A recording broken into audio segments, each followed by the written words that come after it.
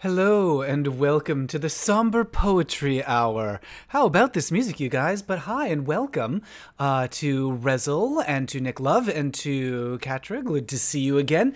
Kupka's here, David Jam, Carolyn and C and Kalpsproma. Sorry about the pronunciation. Zach Helms recently discovered your channel and it is awesome. So much amazing content for LGBTQ plus people. Hooray!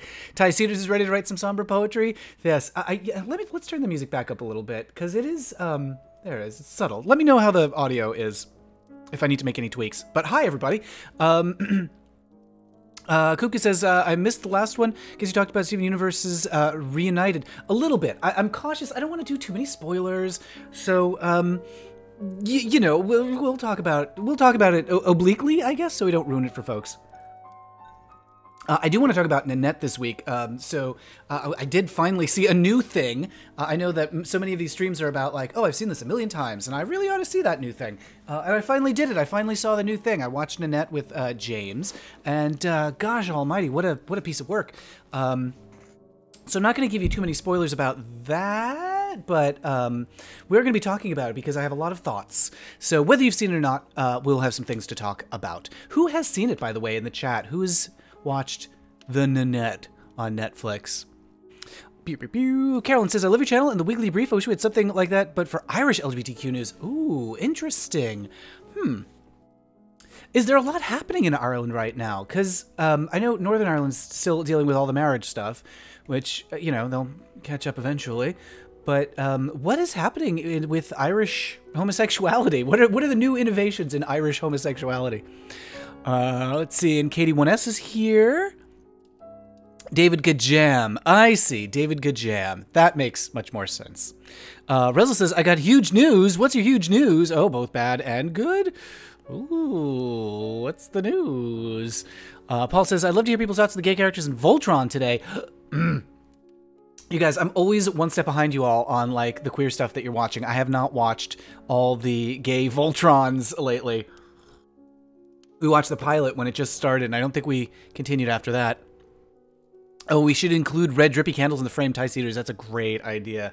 Something very gothic. We just started watching, speaking of gay stuff, very timely, we just started watching Queen of the Damned, which you may recall from 2002, starring, not starring Akasha, starring Aaliyah as Akasha, I think? Anyway, we're like 20 minutes into it. That is a silly, silly movie. But if ever there was a movie that should have red dripping candles, it is that one. Hello to Greg Blazer, XOXO to you. Paul says, I saw Nanette and was impressed. Ty says, all the podcasts talking about Nanette made me feel like I had to watch, but then it made me slow to start it. Was it people talking about it made you feel like, oh, I should, but I'll get around to it later? Or did you start it and you found that the beginning was slow? Oh, you have finally seen it now. Okay. And Catcher says, what is it? Zach Helm says, I haven't heard of it. What is it about? Okay, so Nanette, here's the Reader's Digest version. Quick. It's a comedy, special on Netflix. So it's a stand-up or one-woman show, or it's really hard to say exactly what it is. It definitely is one woman, Hannah Gadsby, coming out on stage, and she starts to tell jokes. And you're like, okay, this is a stand-up show at the Sydney Opera House. And then about halfway through, she pulls the rug out from under you, and suddenly you realize that all the jokes that she's been telling are in service of a much bigger statement about how queer people think about themselves, about how we tell jokes about being queer. It's a really incisive, intelligent, and I think imperfect essay performance about being a put upon minority. So we're going to talk about that, and you'll be able to follow along if you haven't seen the special, because we're going to be talking about some of the ideas from it. Rezel says, in Russia there's a Nazi movement that accepts only gay men. What? That doesn't sound consistent with what I know about any of those things. Ty says, I was super jazzed to start watching Please Like Me, discover that Hannah Gadsby is in it. Yes, so I haven't seen much of Please Like Me, but yes, she's such a star. She's fantastic. Rezel says, they say that only gay men can truly dedicate the Russian nation because they will not be burdened by their wives and kids. I am skeptical that that is real. I mean, maybe. Ty says, people talking about how devastating the last half has made me feel like I had to be ready for it. Yes. Okay, so people be like, oh, in the second half I was moved to tears, and oh my god, it was so devastating. I'm sorry, I'm like, all of the pieces of the chair and cables underneath me are tangled up. Yeah, so people are like, oh, what am I to do? What am I to do? This second half of Nanette broke me down. Here's the thing. It's fine. You'll be fine. She's got some very interesting points. And she gets real emotional, and some of it is hard to hear. But it's not like, I don't know, it's not like Dancer in the Dark. Nicholas Kress is glad to be here. I haven't been able to join the chat the last few times. Well, I'm glad you're here too. Sounds amazing. I like most types of one-person shows, says Kupka. So it is, yeah, she talks a little bit about how she had difficulty identifying this project. Because when a woman gets up at a microphone, she said, often it's, the performance is derided as, oh, it's a one-woman show, rather than it's stand-up comedy and it's for everybody. So she knew that it would be called a one-woman show, unless she made it very jokey and stand-up-y, which is why there's all these jokes at the beginning that lull you into something. It lulls you with lulls, is how I think about it. Carolyn says, Irish homosexuality is predictably gay as usual. Conversion therapy, still legal, which sucks. Yes, the leader of Northern Ireland's most vocally anti-gay party went to an LGBTQ event during Pride to paying votes in the next election? You mean like, to try to round up votes in the next election? Most vocally anti-gay party went to LGBTQ event. That is so frustrating when there are those, this is something that we'll talk about in relation to Nanette, the internalized homophobia that drives some queer people to participate in systems that oppress them.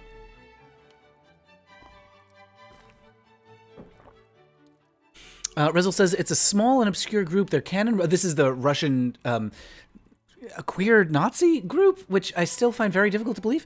Their canon religion is old Russian pagan religion. There's a ritual symbolizing the unity of two male gods. This must be, when you say small and obscure, are we talking like five people ever? Like, it just seems like this is going to be a very difficult thing in that context to recruit anyone to. Ty says, one of the better descriptions is that Nanette is a humorous extended TED Talk. I would say it's better than that. I'm not a huge fan of the TED Talks because I think there's a lot of vague language that sounds inspiring but is not actually actionable. So you hear a lot of stuff that you're like, yeah, that makes me feel really good. And then you're like, yeah, but also, so what? Like, there's the really good one about the woman who, the neurologist who realized she was having a stroke while she was having a stroke that I just find fascinating to know what is happening in the brain. So there's some of those. And John Hodgman has a very nice one that's more of just a personal essay about what it is to be in love. But a lot of TED Talks, I'm like, oh boy. I don't know, but it sounds like people, I know they never really talk to them, they seem scary. They do seem scary. That much I'd say I can believe. It doesn't sound fun. So I mean, blah, blah, blah. Oh, and Will Schneider's here. Hello, I made it in time. Good to see you. And Fight Pollution says TED Talks are filled with platitudes, for sure. So a lot of these little chats that we've been doing twice or so a month have been more just like, what's on your mind? And so I wanted to like focus them a little bit more so that we're talking about, again, we can talk about whatever you guys like, but I also like just want to spend a little bit of time looking at a specific thing. And so that's why I want to talk about Nanette, because it's so good and you don't have to have seen it to talk about it. So one of the things she brings up, initially in the special, is she like refers to herself as gender not normal. Like, she talks about herself being a lesbian, but people more generally as gender not normal, which I think is really appealing to me. Like, because I kind of struggle with gay, and I'm curious, like, how you guys, like, what labels work for you, because this is a crisis that queer people face. Just in saying that sentence, queer people. I know there are a lot of people who don't like to hear queer. I know there are a lot of people who don't like LGBTQ. I don't like people who don't like the acronym getting longer and longer. Obviously, gay generally means just gay men. Homosexual sounds clinical. There's all these problems with terminology. So she says gender not normal, which that seems fun to me. I like that. I like not normal. And, but also that's problematic too, because, I mean, it feels very normal to me. Like, being a part of the community that I'm in and having a partner of, don't tell him I said this, but nearly 20 years, like, that feels super normal. It feels super, like, comfortable, and I wouldn't want it any other way. So, I don't know, but I mean, I get what she's saying by gender not normal, in terms of, like, I'm going to surprise you. Like, if you are just living a straight life and meeting expectations, you may have difficulty understanding what it is that I'm doing. And I like that. Gender confused here for sure, says fight pollution. Confused can be good, or it can be bad. But I just say unicorn, says Terry. That's great. I like that. In fact, in Nanette, she says that for a while, there was a period she grew up in Tasmania where there was not a lot of queer influences or role models. And she said that there was a period where she knew more facts about unicorns than she did about lesbians. And there are no facts about unicorns. Paul Manette's memoir, Becoming a Man, should be required reading for any gay man as they age, says Gambit 85. What is Becoming a Man about? Paul Manette. I don't know who that is. Karl Kresnenki says, weird thing is that Russian church doesn't seem to go global either. Oh, we're still talking about the, that strange group in Russia of the, queers who seem to be joining an organization that may not be entirely welcoming.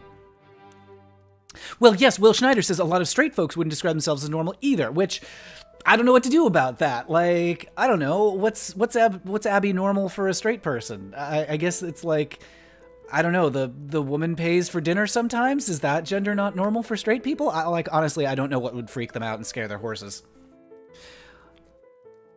People like to make boxes, says David Gajam. I think that's unfortunate. I mean, it's a good thing and a bad thing, right? Because sometimes those boxes can save you time. And when you meet somebody and you're like, oh, okay, you're a man, I know what you are and what your experiences have been like. Or, oh, you're a woman and I can talk to you about such and such a thing. About such and such gender experience. So sometimes those assumptions save us some time where we don't have to be like, let us begin at the beginning. I was born at an early age. So the boxes are sometimes good. But also sometimes bad when you're like, I'm going to step outside the box. And people are like, no, get back in. Rifki says, why can't we tell him? Did you forget how long you've been together? No, it just, it makes us feel a little old to know how long we've been alive and known each other. Good grief. We can make like Smirnoff and say labels are for bottles. This is Carolyn.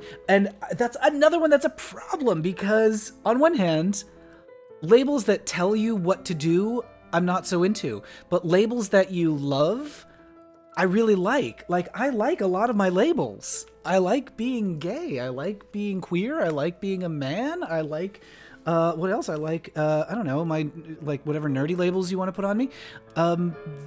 So I like that stuff. And this, like, no label stuff, I'm like, no, let me have my labels. Let me have my flags. Let me be proud of things that I am. So, I don't know. Calpsatoma. Oh boy. Calpsatoma says, I think the current acronym excludes and creates a hierarchy of who is accepted. I prefer sexuality and gender acceptance saga. Don't imagine it will catch on. That's the other thing. Is like there are some good acronyms like Quilt Bag, which is, I don't even remember, queer, unknown, intersex, lesbian, trans, bisexual, agender, gay, I think is what Quilt Bag stands for, but that still leaves people out. It's just that Quilt Bag is fun to say. Rezel says, my internet broke. Oh no, well, I hope it's coming back together. Zach says, for me as a closeted gay boy, I find it hard to use labels for my sexuality, even though I also feel a need to be, I guess, different. I mean, that's the thing too, is like, you don't need them. Like, if you find one that you like, pick it up and put it in your pocket. And you don't have to show it to people. You could just have it in your pocket, just for you. Kupka says, I had a problem with the labels box because where I live there wasn't a label agnostic. Interesting. Yeah, that I could see that being a tough one of like... That's one... I was just listening to the Illusionist podcast where they talk about how there's a verb for I hate this thing and a verb for I love this thing, but no verb for being ambivalent about a thing. Because ambivalence is sort of the act of not acting. So how could you have a verb for that? And so similarly, I can see how there could be a lack of language about agnosticism. Ty says, Nanette has led me to discover that Gadsby has a special on Australian TV called Nakedy Nudes, where I'm guessing we get a lot more of our art history degree with humor. Oh, I can't access Aussie TV. That actually sounds great. Once again, I've forgotten to give myself a notepad to write your recommendations down on. Hold on, I'll be right back.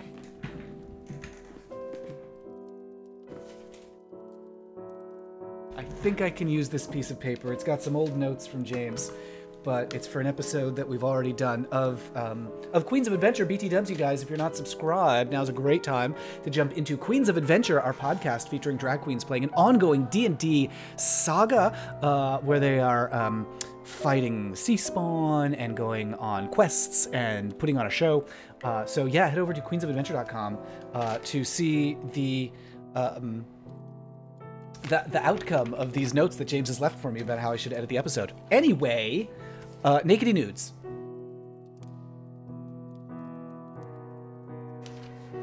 Nudes. Okay. Sorry. Zach says, I also realized I labels myself as gay, and Carolyn says, same. Yeah, and that's the other thing, is like, I get that there are women who don't want to be like, well, gay excludes women. Okay, for sure. Yeah, if that's how you feel, yes. And same for, people who are bisexual, that gay excludes bisexuals. Yes, I absolutely agree. But then there are women who are like, oh yeah, you can just call me gay. And there are bisexuals who are like, yeah, gay is fine. So everyone's labels needs are different. And not like, oh, that person says it's okay, so you should be okay with it. But no word is ever going to capture the entirety of the human experience, or even an aspect of the human experience. Nicholas says, I don't know about gender ID sometimes. I feel sometimes like I dress femme, but also, is that femme or flamboyantly gay, which doesn't necessarily need to be about gender? Well, that's the thing. It's a spectrum. It's like a 5-dimensional spectrum, gender. There's like butch to femme on one axis, and there's introvert to extrovert on another axis, and then on the z-axis there's something else, and then I don't know, there's the like omega axis, that's something else. So I like gender just being a miasma that we can float in. Will Schneider says, I like banana with American cheese. Ooh, it gets me the label of ooh, what? I will happily put that label on you. Yikes. Rafiki asked about, what do you think of the chances of Doe versus Trump, the transgender ban? Oh, well, I don't think there's a... I mean, never say never, but I think the chances of the transgender ban being upheld by any court are remote. That having been said, there may be avenues around the courts. So, I don't know. But I think the case itself will go our way. I know it sounds cheesy, says Koopka, but you should find labels that describes you, not finding when you like and start to fit into it. Well, I mean, again, yes and no. So, like, make up the labels that work for you, but let's say you find something and you're like, oh, this is the thing I've been looking for my whole life. Oh, and there's all this stuff that goes along with it, and I love it, and I love some of it, and I don't love other stuff. So, like, I'm trying to think of an example of that. I don't know. Let me think about that. I mean, I guess... Okay, so here's an example, is when I have been... So I've written a lot about furry subcultures, and so I went to a furry con maybe like 3 years ago, and I know a lot of furries, and I like my furry friends, and there are aspects of furry fandom that I'm like, this is great, I love this. There's... when you find the right circles, it's supportive and creative and open-minded, and there's a acceptance that in the fandom that I really love, and then there's other stuff that I don't love. But so in that circuit, I want to call myself a furry in that I want to hang out with furry friends who are like, oh, isn't it fun to like feel cute, and isn't it nice to be cool to each other, as so many furries that I know and like are. But I'm also not like super invested in like a fursona. So I don't know. Can I call myself a furry? There are things that I like about furry culture that I think are cool, and somebody drew a picture of me as a rabbit, and I'm like, that's cute. So I don't know. Like that label doesn't seem sufficient to describe me as somebody who's more of a furry ally. But there are definitely parts of that culture that I'm like, okay, if I took on the label of furry, there are a lot of, like, I don't know, things that come along with that label that I enjoy. So maybe I could fit myself into that. I don't know. That's just an example. Katra says, I like my labels of blind, female, asexual, and biromantic. And when people tell me not to use it to define myself. I know, yeah, like, define yourself. Use words to define yourself. That's fine. Krylo says, mine is fluffy bundle of love. That is nice. I like that label. Fight Pollution says, are non-binary people becoming the norm? As in, are we becoming genderless? Are we destabilizing gender? I think we're destabilizing gender. I don't know if non-binary is becoming a norm yet. But it could. You know, gender is something that we all made up. So, I mean, all of the baggage that we have, social baggage that we have around gender is something that we made up to reflect physical differences. And obviously, those physical differences are always going to be a thing. And I think we're always going to need to have categories to talk about those physical differences, and those categories will encourage us to bifurcate. But I think, hopefully, we'll feel less pressure to conform to the binary. Noel Kelly says, Nanette gave me such a great insight into what I termed the TED generation gays. Lots of noise about issues, but no real backstory. TED generation gays, lots of noise about issues, no real backstory. Do you mean like gays who are like into TED Talk style conversation? Nicholas says, I like labels to talk about myself. They rarely apply to me. Absolutely apply to me. Oh boy, sorry, it scrolled and I lost my place. I usually use bi instead of pan because pan has even more non-monogamous vibe. Noel says, Nanette shook me because that story had to be told and protected. And Terry says, labels are also generational. Yeah, that's true. A few generations ago, people had to fight just to be able to say they were gay. And today, kids don't want to label themselves, which is directly influenced by those who had to fought to label themselves. I know, that's the thing. It's like, it was such a big deal to come out and use those words. It's such an act of rebellion to say gay. And now people are like, oh, but gay is so ordinary. Because times change. Carl says, I started to recognize myself more as a female and try to look feminine, but I'm afraid to call myself trans before going through HRT, so I'm non-binary for now. And that's fine. Like, you know, I would say, I don't know, afraid to call myself trans. It's easy for me to say, don't be afraid, because I don't know your experience, and maybe there are legitimate things to be afraid of. But again, like, I really subscribe to call yourself what you want, and that's a very privileged thing for me to be able to say, because I can call myself whatever I want without really worrying about repercussions. I say after, like, hedging for 15 minutes about not being a furry. But yeah, I mean, like, trans is another one of those things, and I am by no means a spokesperson for trans, but trans is one of those things that I feel if it's something that feels right to you, I would hope that you feel comfortable using that word to describe yourself. Ty says, that's why queer is a nice catch-all. I find myself using that more frequently than the initial salad. Yeah, I like queer best, too. For now. I don't care how someone labels me. I prefer gay man, says TB Valiant. What matters more is the spirit in which they say it and the support behind it. Yes, yes. I mean, the word is just like a place to start. What else are we doing besides the word? Noel says, here the young gays are grabbing labels left, right, and center and looking foolish without having the historic. Well, yes. You'd want to see what they call fairy. Yeah, it is important to know your history. I'm sorry, I'm like speeding through this chat because I've fallen so far behind. As a gay Latino man, says Gamma Day 5, I hold strong pride in that label identity, but now it feels that Latinx label is being forced on my throat, the same aversion to queer as opposed to gay. I mean, that's another one where I like Latinx as something that is inclusive, but I know there are other people who don't like it, and it's certainly not my word, and it's not my community, and so I defer to whoever I'm talking to. But in general, I think, in the same way that I like queer, I like Latinx to encompass as many people as possible and not be like, oh, that's one specific group. But how do you feel about people detransitioning for personal reasons? I detransitioned last year and I struggle with seeing trans people now, says David Gajam. Oh gosh, I don't know. I think I'm probably the wrong person to talk about this. Like, of course, do what you need to do for your personal reasons. I struggle with seeing trans people now.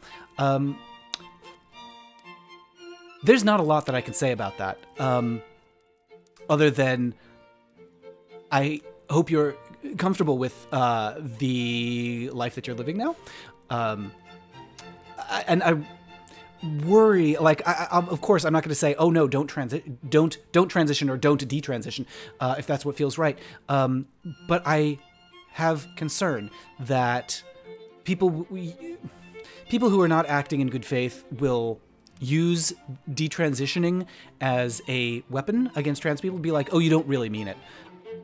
So, you know, I think it's a legitimate thing to do that is misunderstood by people who are intentionally misunderstanding it. Orange says, if you watch a Very English Scandal, so many people are recommending that to me. A Very English, I'm writing it down right now, Scandal. Maybe we'll do that for the next one. I mean, that can be the theme for the next one. Furries can be objectifying sometimes, says David Gajam. It is true. And Marilyn says, mad as a furry, alert the authorities. The authorities already know. Rezel says, in Code Geass, my favorite anime of all time, there's a lesbian girl called Nina. She invents the most powerful bomb able to annihilate megalopolises. Yikes. Okay. Where's the Bound Bunny, says Ty Cedars. Do you have a persona? My internet is shit. If you go back on my Twitter far enough, you can find it. Or on my Facebook, my personal Facebook, not my business Facebook. You can... gosh, it was months ago that it was drawn. So you may have to scroll way back in my, like, the pictures that I've posted on Twitter. But it's there. And it's also on my personal Facebook. I think it's probably easier to find there. Aren't all of the words not enough to sufficiently define yourself? Well, then why have labels? They only divide. We need to call all of us humans, says Rezel. No, I think we super need labels. I think we definitely, like, they are insufficient, but that doesn't mean they are without any function whatsoever. John says, hi, what are we talking about? Well, Nanette, but with a lot of diversions here and there. Labels can be problematic. Also liberating, says, oh boy, Serchowski? Am I saying that right? Serchowski? By assigning labels we want to ourselves, we can open ourselves. Yes, I love that a lot. Read Dancer from the Dance from 78, and the men were calling each other the F word left and right. One reason I'm glad labels evolve. Yeah, that self-loathing, internalized homophobia, which we're going to talk about in reference to Nanette.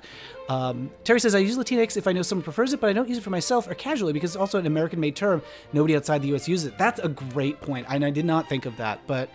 yeah, I wonder how much that feels like an othering term that was created by someone else, like, you know, white people calling indigenous people Indians. Orange says, any good gay media recommendations? All. We have all good gay media recommendations. I mean, we've been talking about Nanette down there on the corner. We've also been talking about, oh, this is going to be backwards, Nakedy Nudes and A Very English Scandal, among many other things. Replacing A and O with X renders the Spanish language a gendered language unspeakable. Okay, you're starting to turn me against Latinx. Speaking with a friend today, both of us flee from the idea of whistleblowing rainbow pride, and yet are both open, proud gay men, so we decided Teacup and Sauce Gay is a great label after Nanette. Yes, that... Teacup and Saucer. She says that her favorite sound is a teacup finding its place on a saucer, which, oh my god, I love that. I love that as a way to describe what kind of a gay you are. I'm not against language changing. But I'm not sure what the best way is to go about it, says Terry. I mean, there's no way to do it intentionally. You can't do it on purpose. It's an organism that cannot be controlled. Catra says, I went to a job seminar and a woman leading it was rarefied calling me blind? She used a thing like visually impaired, and I absolutely hate it. The woman leading it was she reluctant to call you blind? Like visually impaired, and you hate being called visually impaired? I feel like that's, I don't know. There are some people who really shy away from the term that people have agreed they want to be called because they're outsiders, and the person who is afraid of using that term is themselves an outsider, and they're like not sure if what they're saying is about to be offensive. Fight Pollution says, I liked Alexander Cheese, How to Write an Autobiographical novel. He came of age during the AIDS crisis. I don't know that one. Alexander Chi. I'll write that down. Alexander Chi. Terry says, hook me up with the furries who want commissioned art of their personas. Lol, haha. Yeah, lol, haha. If you want some connections to the furries, Terry, they would go crazy for your art style. I could definitely connect you to some folks. Rezel says, and yet more personal news. Mother came to me saying, I know something is wrong. Trust me, I'll handle everything, which gave me hope that I could come out to her. Interesting. So, Rezel, your mother said that whatever's wrong, she'll be able to handle. That sounds like a good first step in a conversation. Often what I recommend for folks who aren't sure if it's okay to come out is to just bring up LGBT issues around the people that you would like to come out to and be like, oh, I watched a movie with this character, or, oh, did you see this in the news? To see how they respond. Carolyn says X is like S in Spanish, right? How does a Spanish speaker pronounce Latinx? David Gajam says Latinx sounds like a napkin or something. It does. Jean Gray was here, says, I have a friend who's an asexual furry. Until I knew him, I thought that furries were just a fetish type thing and not much else. Well, yes. Like so many things, it can be a fetish and it can also be not a fetish. But like, I mean, here's the thing, is human sexuality is so peculiar that you could point to anything and be like, oh, that's a fetish. You know, whatever it is that you have. I mean, there's like, literally, there's a little plastic caterpie on the desk in front of me, and I'm sure I could point to that and be like, oh, that's a fetish. To somebody. That having been said, not a lot of horny furries out there. Mike Futcher says, have you heard of the 50s radio program Round the Horn? I love Round the Horn. It is so good. Featured two super stereotypical but not vilified gay guys before being gay was legal in the UK. Yes, Julian and Sandy. Hello, this is my friend Sandy. Oh gosh, that was a terrible accent. But yes, it was Kenneth Williams and somebody else. Yeah, old radio program. I think 50s is correct. 50s, 60s. With Polari, where... oh, shoot, what's his name? I'm forgetting everybody's name. Well, anyway, the host of the radio show there'd be a little skit where he comes into the shop, and then these two very queer men who talk to him about whatever that shop is selling. It's great. It's great. Look up Round the Horn, Julian and Sandy on the YouTubes, because there's some recordings of that. The friend who recommended Nanette to me says she's a quiet gay like you, and I appreciated it in context. Yeah, what did she say? Like, I wrote down some notes about some of the things she says that are just perfect. Oh, yeah, like, seeing Mardi Gras and being like, that doesn't feel like my people. They're busy. Don't they love to dance? Like, I feel the same way sometimes. Like, it is exhausting, all the gay stuff out there in the world. So much of it is a party, and so much is loud music, and... so much. Oh goodness, this music. This music is the Hallelujah chorus for Pride. Yeah, it's so easy to get you so exhausted from that. And Hannah says something like, where is it? I need to express my identity through the metaphor of a nap. Perfect. That I'm 100% there.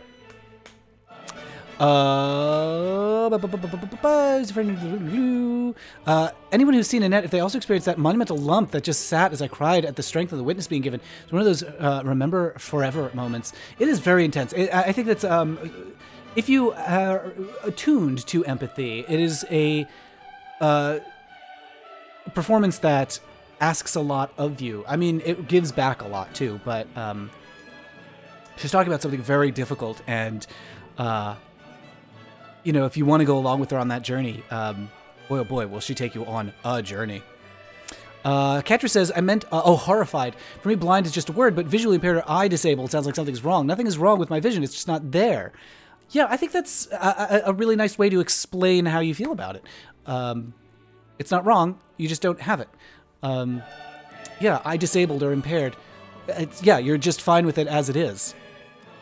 Derry says, X can be pronounced as an H, and, as in Mexico. It's not that simple. Which still, like, Latinx, like, how would you pronounce that as an H? My in-laws came out to my husband, says Noel. My in-laws came out to my husband after us... Wait, your in-laws came out to your husband? After us living together for 5 years, his parents asked if he was gay. We both declared that we never felt the need to have to tell them. It was us being us. Comedian, Cameron Esposito has a great joke about labels in her new special. She says we should afford people the same right to label how they choose that we afford Netflix. We don't call it VHS anymore. Yeah, exactly. Like, we don't say VHS. We call it Netflix or whatever. So if you can change what you call movies, presumably you can change what you call someone's pronouns. How I changed my inner circle? Just discuss LGBT issues. Says Sanisha. Yeah, just talk about LGBT, like, that will move the people who don't want to talk about that away and move the people who do want to talk about it closer. Oh, Kenneth Horn. Yes, of course. Round the Horn was Kenneth Horn, obviously. Rezel says, I used Tinder and met my first guy. I don't know if we'll date, but we became good gay friends. That's great, Rezel. That's lovely. It's so good. You're building your chosen family, your queer network. If people don't like it, I totally understand, says Carl. I'm not sure what you are talking about. Terry says, the pride flag being a bunch of Whoops, the pride flag being a bunch of shouty color staff. Yes, you need a break after that. Oh, you did. Oh no, the Mormon Tabernacle Choir singing a Hallelujah chorus on Sunday. Sorry about that. But now we're on to some other classical music. We maybe should find a different classical music mix. This is the one that James always puts up for me, and it's lovely music, but I'm ready for something different. Joshua says, did you get to see Love, Simon? I just watched it this Friday and thought it was very well done. Have not seen it yet. Where is it? Is it just like available to rent or something? Or is it on the Netflixes? Or is it on Hulu or someplace? Where can I see Love, Simon now? Paul says, binge watch Looking. Some critics in 2014 complained they were the wrong kind of gays. Another episode's Adam Noxious blogger throws his arguments at the leading man. Nice way to address the criticism. So I certainly don't feel like there's a wrong type of gay. I do feel like there's some boring gays that I just can't stay interested in, and that's how I felt about Looking. I was just like, oh my god, this is taking forever for something to happen, and so I lost interest very quick. KK Sliders, happy to see Hondel.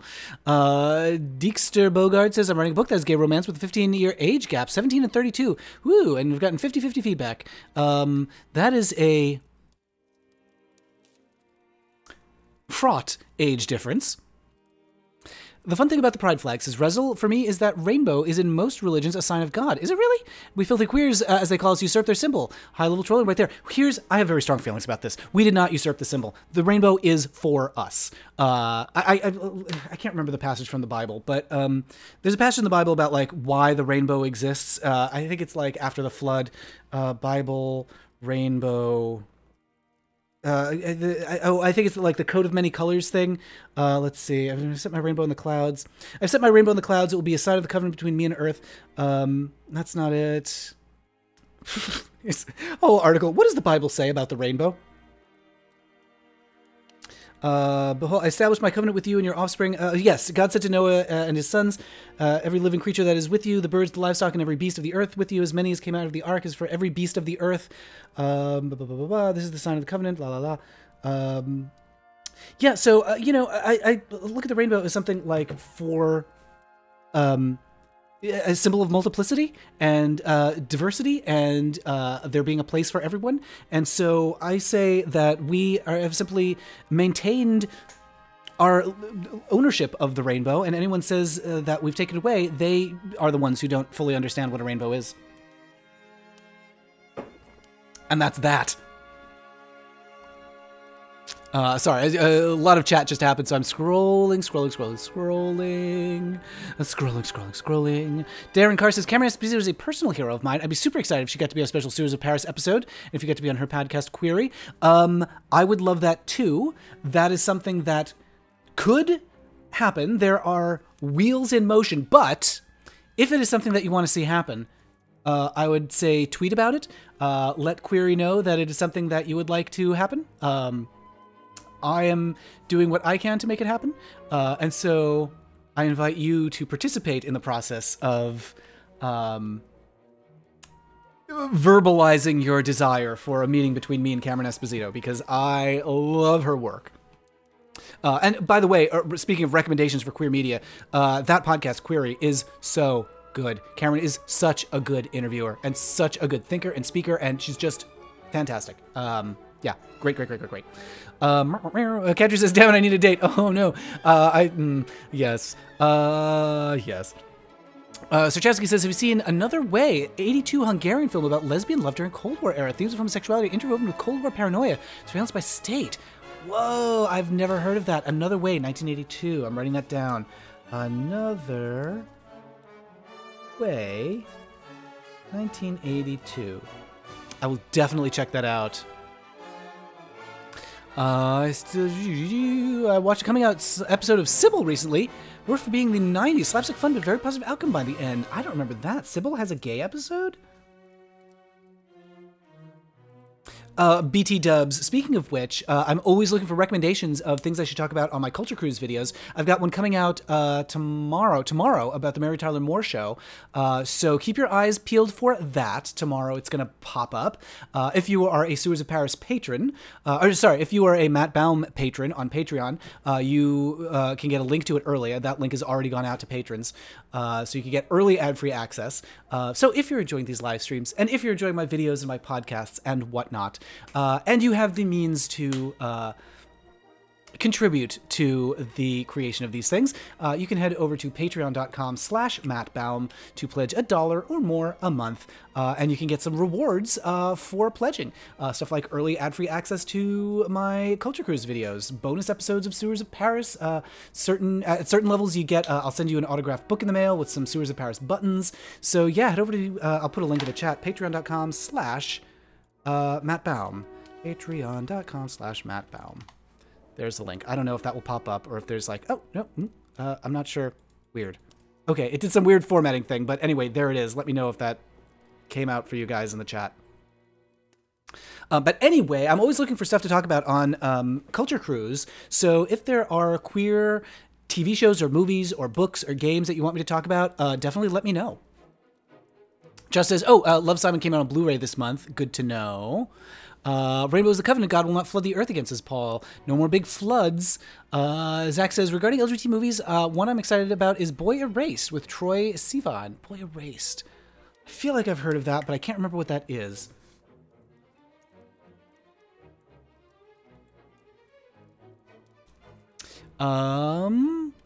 Falcon Necro says it was a weapon. The rainbow was a weapon? I mean, maybe. I like rainbow as a religion thing because it makes so much butter from some people. Why taking opinions from rainbow from Bible when we have physics?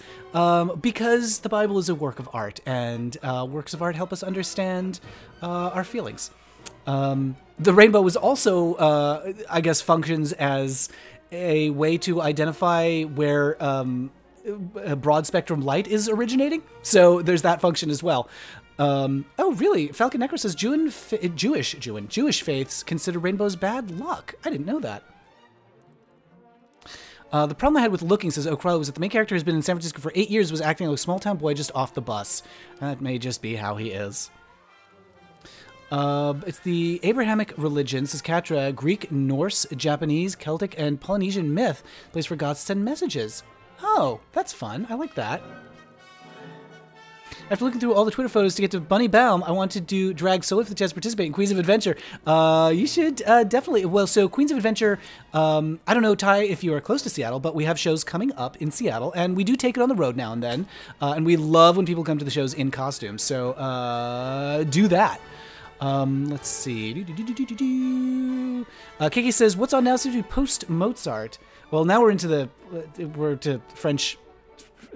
Frenching songs. Unfortunately, this music does not tell me the title of anything, so it's hard for me to identify any of what we're listening to. Sorry. Kalpsatoma says, as an art person, the different pride flags are much more visually appealing since they're lesser known outside of LGBT circles. It is a way to show pride even if you aren't completely out. Okay. Yeah. I think different pride flags are more visually appealing. Like, which ones are you talking about? Like, which pride flags are visually appealing? Because, like, I agree that the stripes are maybe not the prettiest. And Steins Gate, Rezel the Fallen recommends Steins Gate. I'm not familiar with that either.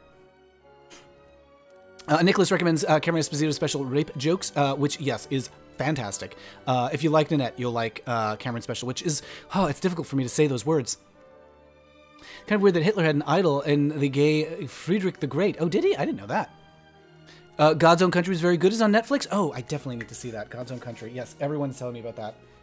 God's Own Country.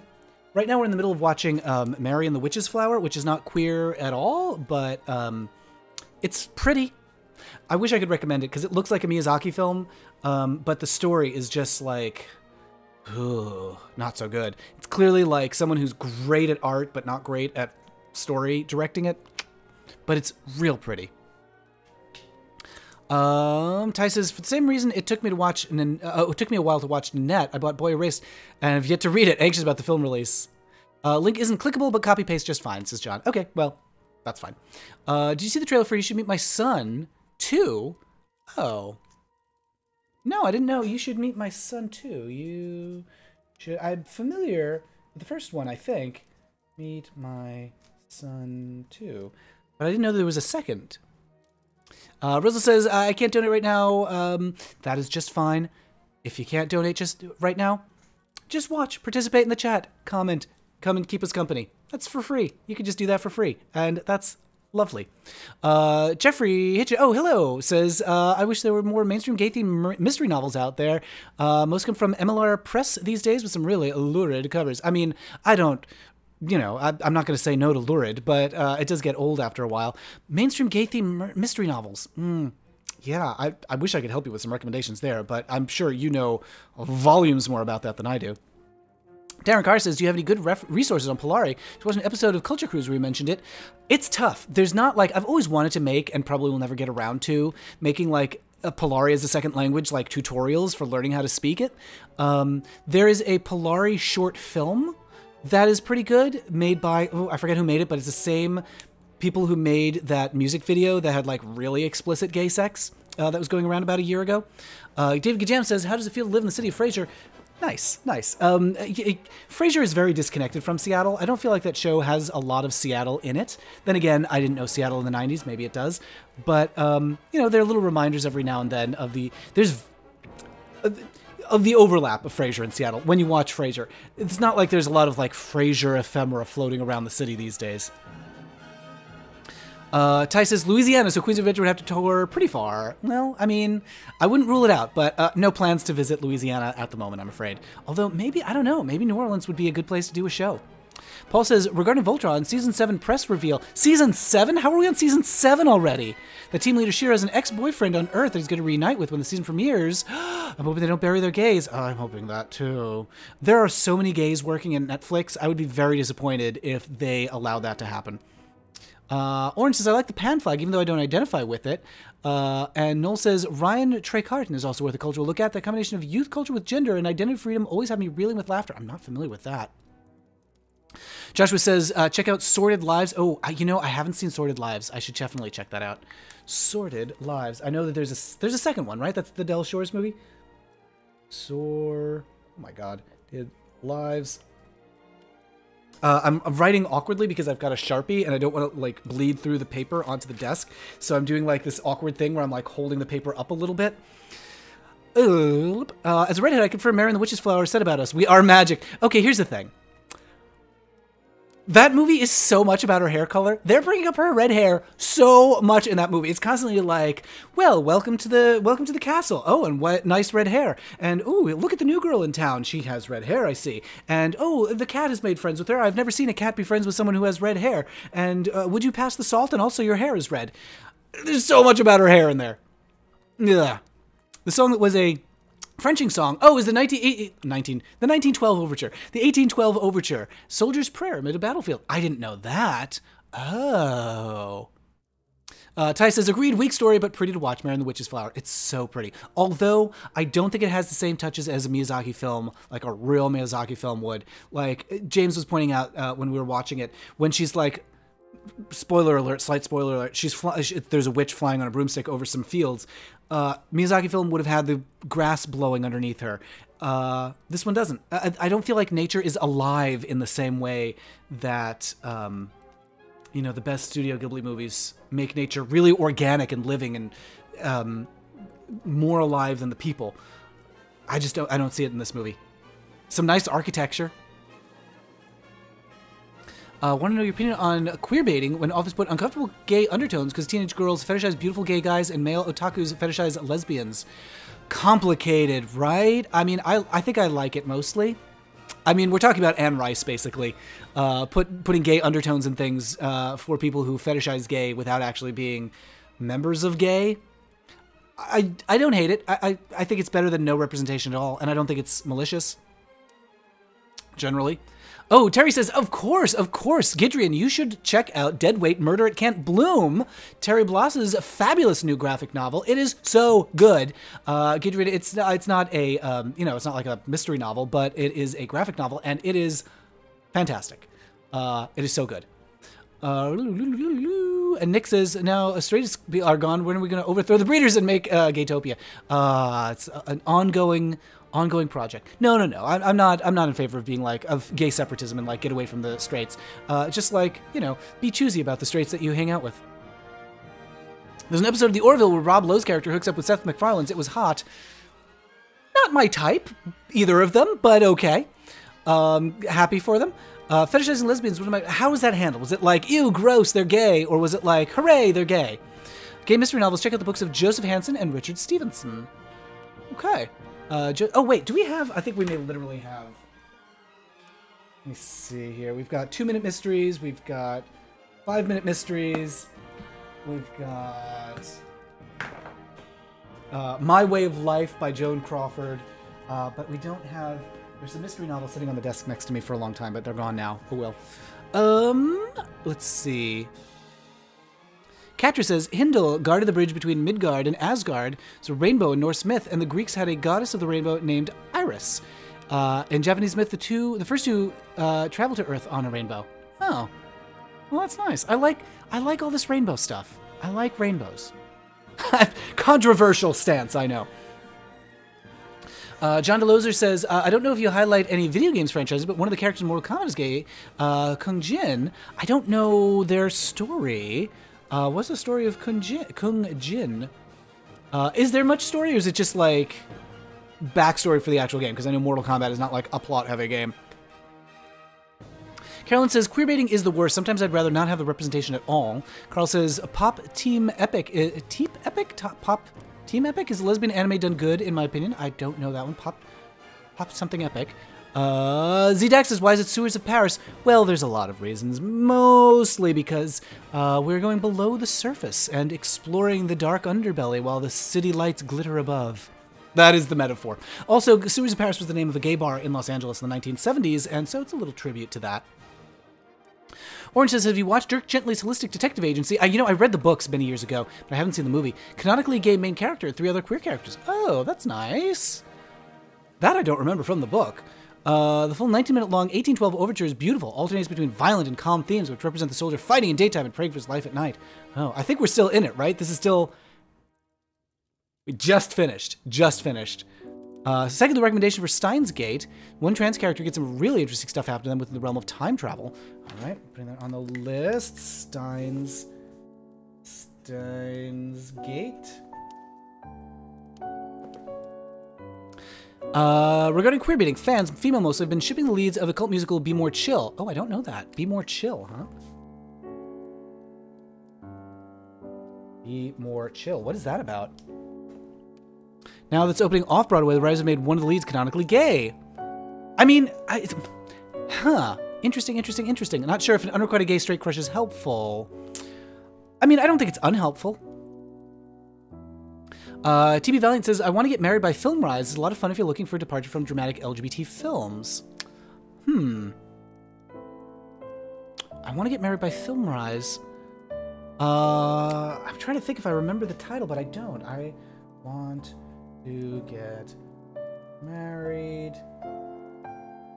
Putting Film Rise. I'm not sure what that is, but I'll check it out. Moonstruck Bunny says, you're the first person I've seen bring up Anne Rice with queer baiting. It's so spot on, I can't believe no one else does. I mean, right? Jeez. So we're watching, we're in the middle of, or really at the beginning of, Queen of the Damned and Interview with the Vampire. Oh my goodness, that is a gay movie. And so I'm not ready yet to make any pronouncements about Queen of the Damned, but we're watching it and James is like, this is pretty gay. Just as like, there's a very gay blood neck biting scene happening. It is very, very homosexual, that film. Terry says there's a Netflix show called Kim's Convenience, and the first episode is about offering a gay discount for Pride Corner Store, the wackiness that ensues. How do I not know about these things? Kim's Convenience.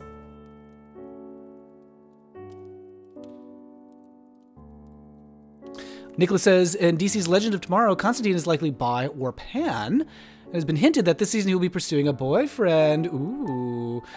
I have some hope since Berlanti's made the CW universe inclusive. Good to see gay superheroes. I love gay superheroes. I mean, here's a secret, is all gay people are superheroes, whether they know it or not. Margaret says, as a trans woman, I appreciate how you handle discussing the news that no drag acts have been booked for Glasgow Pride.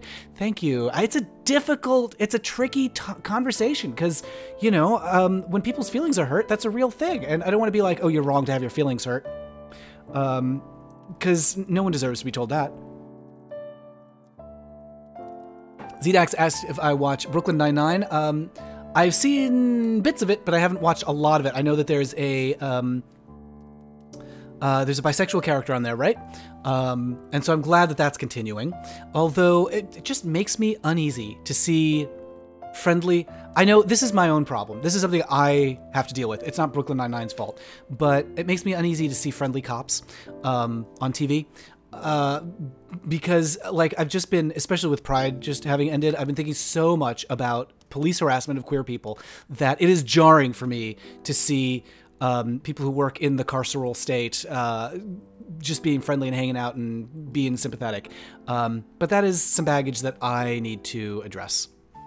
Rezel says, in my scientific studies, there's a very gay rule where atoms will only form donor-acceptor bonds with atoms of the same and will not bond with opposite ones. So all matter is gay, is what that means. Carolyn says, I don't think queer baiting is exclusively linked to fetishing. I hate when there's so much hype around a gay character, but it's so underwhelming. Yes, well, that I don't like. When they're like, oh, we've got a gay character, like the Beauty and the Beast, the live-action remake, that was terrible.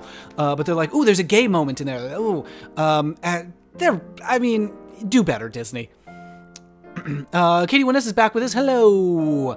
Noel says, Tracy Ullman sketches deprogramming and transgender are worth viewing. Question, can a straight comedian deal with something about getting our noises out of joint? That makes me nervous. But I'm not going to say don't do it. That just makes me nervous. Margaret recommends The Unveiled Saga. Third book is an amazing trans male character. Interesting. Unveiled Saga. Speaking of which, Saga, a graphic novel series that I keep meaning to pick up. I just added it to my Amazon list because everyone's been telling me about how good Saga is. And so your mention of The Unveiled Saga is what reminded me of that.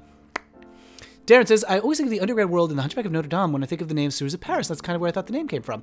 I mean, I'll take it. I like that. Yeah, it's part of the underground world. I mean, Quasimodo's pretty queer, despite the ways that he has been depicted over the years, but, the outsider who's misunderstood and finds his chosen family, blah, blah, blah. Orange says, Dirk Gently wasn't in the book like that. Oh, it wasn't in the book like that, but the adaptation for screen was really good with lots of representation for women, people of color, mental health. Wow, that's great. And John DeLozer says, Kung Jin is the gay cousin of Kung Lao. He was a common thief before Raiden interviewed, tried to steal his cousin's memorial. Huh. Okay, it's not a ton of gay backstory, but, I mean, it's more than I would have expected for Mortal Kombat. Problem with Constantine and the rest of CWC verse is they never use the word pay or ban. Nope. Buy or pan. It was used once and towards secondary character. I mean... I feel like that's something that mass media will get there. Pop culture will get there. They're still learning how to say gay. We just got to keep pushing for them to understand that bi and pan is a thing as well. There's supposed to be a gay character in the last Power Rangers, but you could easily gone through the movie without realizing she was gay. Yeah, exactly. The pandering, I'm not okay with. Putting something real explicit, real clearly gay in a movie, great. I want that. But just being like, oh, this is my special friend, and you're supposed to just like infer? No, that's worse than not putting it in at all, because it makes you feel like, oh, it's something to be ashamed of, and I'm not here for that. Be More Chill is, from what I gather from the music, about a boy that installs a robot in his brain that helps him accomplish his dreams. The robot, called Squib, is an amazing voice that I love. What? Okay, that's fascinating. Not what I expected that movie to be. Carl says, I forgot to mention my sister came out to me as a lesbian, so being queer goes in a family, I suppose. Well, that's nice. It's a good family thing to have to be able to talk about. Be More Chill is like a Little Shop of Horrors meets The Matrix. I have to go now, but thanks again for all you do. Thank you, Paul, for recommending Be More Chill. Something like Little Shop of Horrors meets The Matrix. I am intrigued. Let's put it that way. If memory serves me right, if memory serves me right, TV series Rue McClanahan was working on when she passed. Oh, there's only one season. Okay, Joshua's retracted that probably because the sentences did not quite add up to full sentences. How do you feel about the possibility of Frasier returning to TV? I'm concerned by Grammer's politics. Yes. I wonder if we'll get more nuanced gay episode than the one you did in Culture Cruise.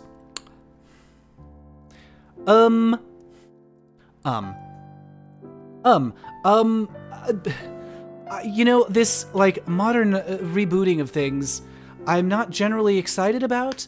Sometimes it works out real nicely, and I'm like, oh, great, I'm glad. But other times I'm like, we had a fully formed body of work with Frasier, for example, and Why do we need more? Like, the Frasier that we had was fine. I think there are more stories to be told in the Frasier-verse. I think Anthony Oliveira is the person, Mia Koopa is the person to really talk about this. Having Niles living as an openly gay man at long, long last, I would love to see those stories being told. There also, I mean, I feel like Frasier had, when it was on, was a special kind of magic that you can capture in a bottle and it can't happen again. So, I mean, they can certainly try to reboot a Frasier and have it be gayer. But I can't imagine it'll be the same. Can't imagine. Let's see. Darren Carr says, Hannah Gadsby has a neat series on YouTube where she discusses classical art. I wish I remember the name. Oh, is that Nakedy Nudes? That was recommended at the beginning of the stream. And Sanisha Peekov says, have you checked Pose? It's beautiful. That is my next thing. That is next on my list to watch. And Anonymous says, a Rocky Horror Picture Show. I was 15. Of course, I was 15 closeted. It is very good. I do have a video about Rocky Horror Picture Show that was taken down by not by Netflix, by YouTube and CBS, which owns it for some reason. So I'm going to be redoing it to re-release in a way that gets around their content filters, which are very irritating. If you've watched my weekly debriefs, nope. If you've watched my Culture Cruises and you've noticed, like, why is the video so stretched and kind of, like, faded away? It's because I have to do all these things to get around stuff like that. So, for example, I can't put clips from Queer as Folk in a video unless I distort it. Ugh. And they have to be very short clips because it'll hear the noise of the show and be like, oh, no, you can't have this on YouTube at all. It's not just like, we'll take the ads off. It's, we will remove this from YouTube so no one can see it. Ugh. Oh, Hannah Gadsby's art series is Renaissance Woman. I didn't know there were multiple Hannah Gadsby's art specials. Oh my god. John DeLogia says, have you seen a video of son coming out to his mom, then his mom comes out as well? I'm not familiar with that. If you find it and post a link in the chat, go for it. That's amazing. Kalpsatoma says, I've heard people saying Thor Ragnarok is a queer movie. Is that mostly aesthetic, or do you think there's something about Thor being a perpetual outsider? Well, okay, so the Valkyrie is definitely queer. Is the movie itself... I think that's a stretch. I mean, I'd be willing to entertain the argument. I would really like to be able to call Thor queer. I'd love to.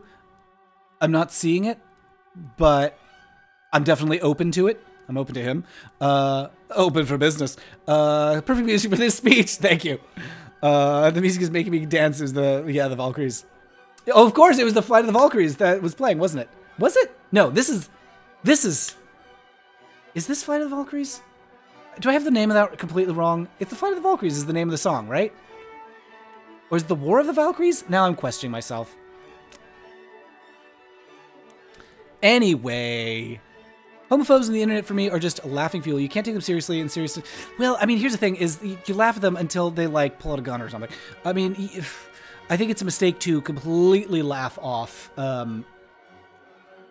people who would do violence to others. In part because someone who can laugh them off is very fortunate. There are others who can't.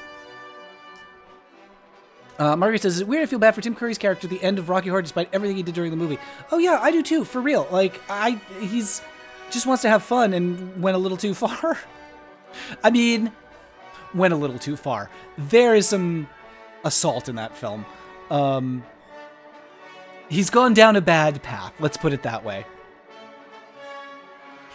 But I want to have more sympathy with Dr. Frankenfurter than I think I am able to, because he does some actual villainy that I can't be on his side for. Will says Anne Rice should make a Thor with Brad Pitt as Thor and Tom Cruise as Loki. Yes, I like that. I think they may be a little old for that at this point. Thor Ragnarok is homophobic. Rainbow Bridge is destroyed. Oh, that's true. That's true. But they will rebuild. There will always be another rainbow. Have you seen Janelle Monáe's Dirty Computer? Super duper. I know. Oh my god, I love Janelle Monáe. Everything that she does. Yes, Wagner, Flight of Valkyries. There it is. A Ride of the Valkyries. Well, one of those. Yes. But yes, Janelle Monáe. Fantastic. We had a Janelle Monáe song in our last Queens of Adventure live show.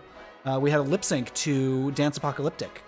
which is great. Oh my god, everything she does is great. I love. Did you see like what was the name of it? It wasn't Dirty Computer, but that video that she put out with the pussy pants.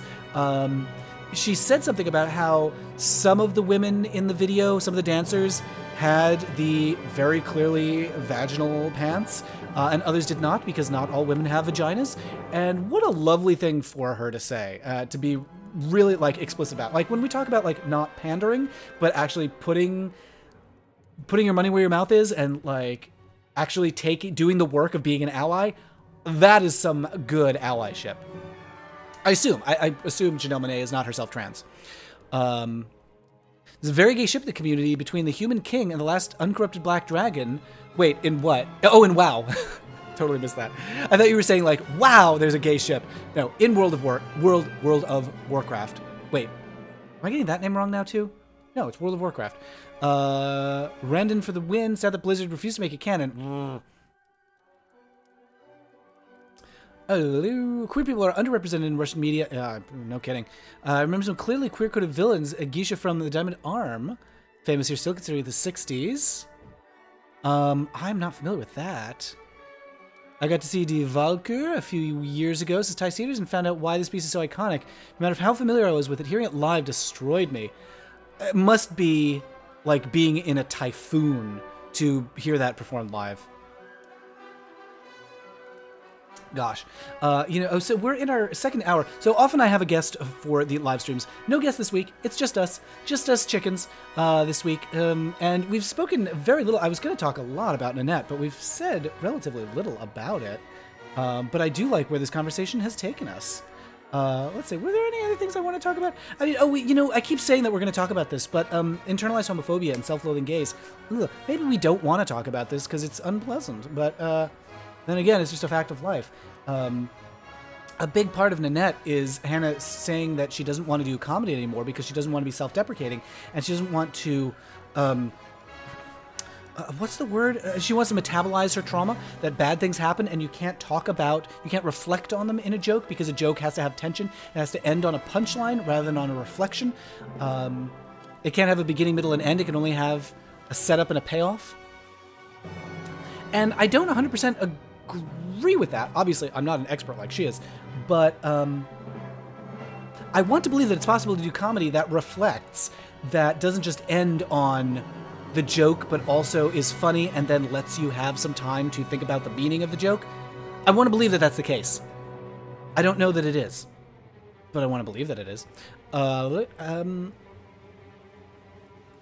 Nanette says, Z-Dax, a great real stand-up on our issues. I'm thinking of... I go back to Scott Thompson when I think about queer comedy a lot. I think about Scott Thompson and Buddy Cole. Are you guys familiar with that? There's a series of monologues on the show Kids in the Hall in the 90s, late 80s, early 90s. He had this character named Buddy Cole who was very, very femi-gay. He was a very femme-top in that he was always in charge of the situation, always very proud of what he was, always very self-assured, no internalized self-loathing whatsoever. And gosh, what a powerful character that was for me to see. And so that is what I think of when I think of like queer comedy, the best queer comedy you could possibly have. And there's definitely nothing self-deprecating there. And he talks about trauma in that, like, he'll talk about homophobia in a way that seems to vanquish homophobia in the joke. So I kind of want to watch Nanette again and then watch some Scott Thompson. Kupka says, internalized homophobia kept me not knowing I'm bi for so long, even if I wasn't homophobic as a straight person. I love the idea of beginning, middle, end, comedy and tensions as Ty Cedars. It's tough because, that formulation of setup and punchline is very similar to something that I do in journalism and also in the storytelling that we do with Queens of Adventure. There's a formulation that, and this is not a big secret, that Alex Bloomberg talked about. He was on This American Life and worked on NPR. Now he works on Startup and a whole bunch of stuff with Gimlet and podcasts, of the telling a story through this formula of action, detail, punchline, reflection. You start with an action, you have details about that action, you have a punchline where it pays off, and then you reflect on what happened. And we use that constantly when we are creating scenes for Queens of Adventure, when I'm writing articles, when I'm writing fiction. In so much of what I do, action, detail, punchline, reflection. Where was I going with that? I guess I need some reflection. Yes, so what Hannah Gadsby was saying about jokes needing a setup and a punchline resonated with me, and about how they can't have jokes in stand-up, can't have anything after the punchline. I don't know. I don't know about that. Guy Branum wrote a brief thing, I think on Vulture, about how he doesn't agree with that. That you don't need to quit comedy. You don't need to give up jokes if you want to talk about something serious. And I really want to hear him expand on that, because Guy Branum is so brilliant, and like everything he does is so great. By the way, his new book is coming out in 2 days, so everybody pick that up. My Life as a Goddess.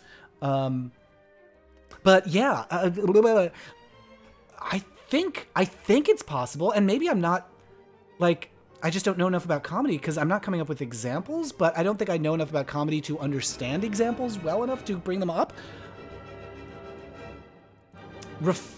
Jokes that reflect? I think that exists. Kuka says, most gay-hating people are self-hating gays. I don't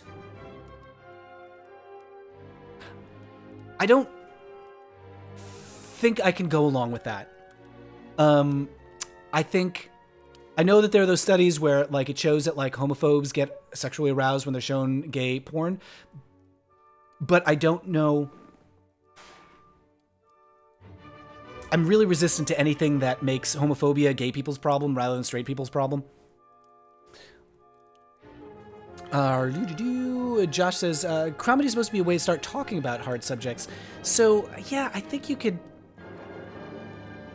talk about hard stuff and still be funny, I think. On internalized homophobia, I think Scott Thompson does that. On internalized homophobia, I hated myself for being gay for the last 4 years, even though I was never anti-gay for others. I thought that I failed my family. Now, a year ago, I came to terms with yourself. Always a nice thing to do. Yeah, I mean, we pick up so much garbage from culture about, like, oh, you shouldn't be this, you shouldn't be that. It's hard to unlearn. Nicholas says, I agree with Kupka about homophobia blocking bi people. I was bullied for being gay and feel that it just pushed down all the gay feelings and focused on the straight half. But the gay feelings are the best part. It's so nice when you get to, like, that point with yourself where you're like, oh, I'm just going to be, like, as Anthony Oliveira says, turbo gay. It feels so good. Ty says, her examples seem to include stories where the denouement undercut the punchline. Ty, I think you're onto something there. Yes. I think there's truth there, but it's not a universal truth. I think you're right about that. Her particular stories did not lend themselves to comedy. And then I was viciously beaten. Hard to laugh after that. But I don't know that that's a rule.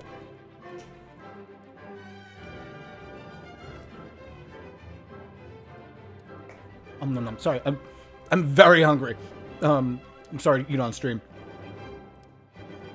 Margaret says, I don't know about internalized homophobia, but I was in denial about being trans for a while. I'm not trans, I just wish I was a woman, is honestly a thought I had. It's funny, looking back on the things that we, like, deny ourselves and, like, the stories we tell ourselves that are clearly not true in hindsight. It took me years after the bullying stopped to come out myself that I was bi, not straight, says Nicholas. Yeah, it's tough, especially because you're getting it, like, from the straight community. You're like, oh, you should be a straight person. From the gay community, it's like, oh, bi people aren't real. Ugh. So, yeah, there's, that attack on bi and trans and agender and asexual. There's a lot of pressure from all directions not to be those things. And I would like to think that other marginalized people would know better.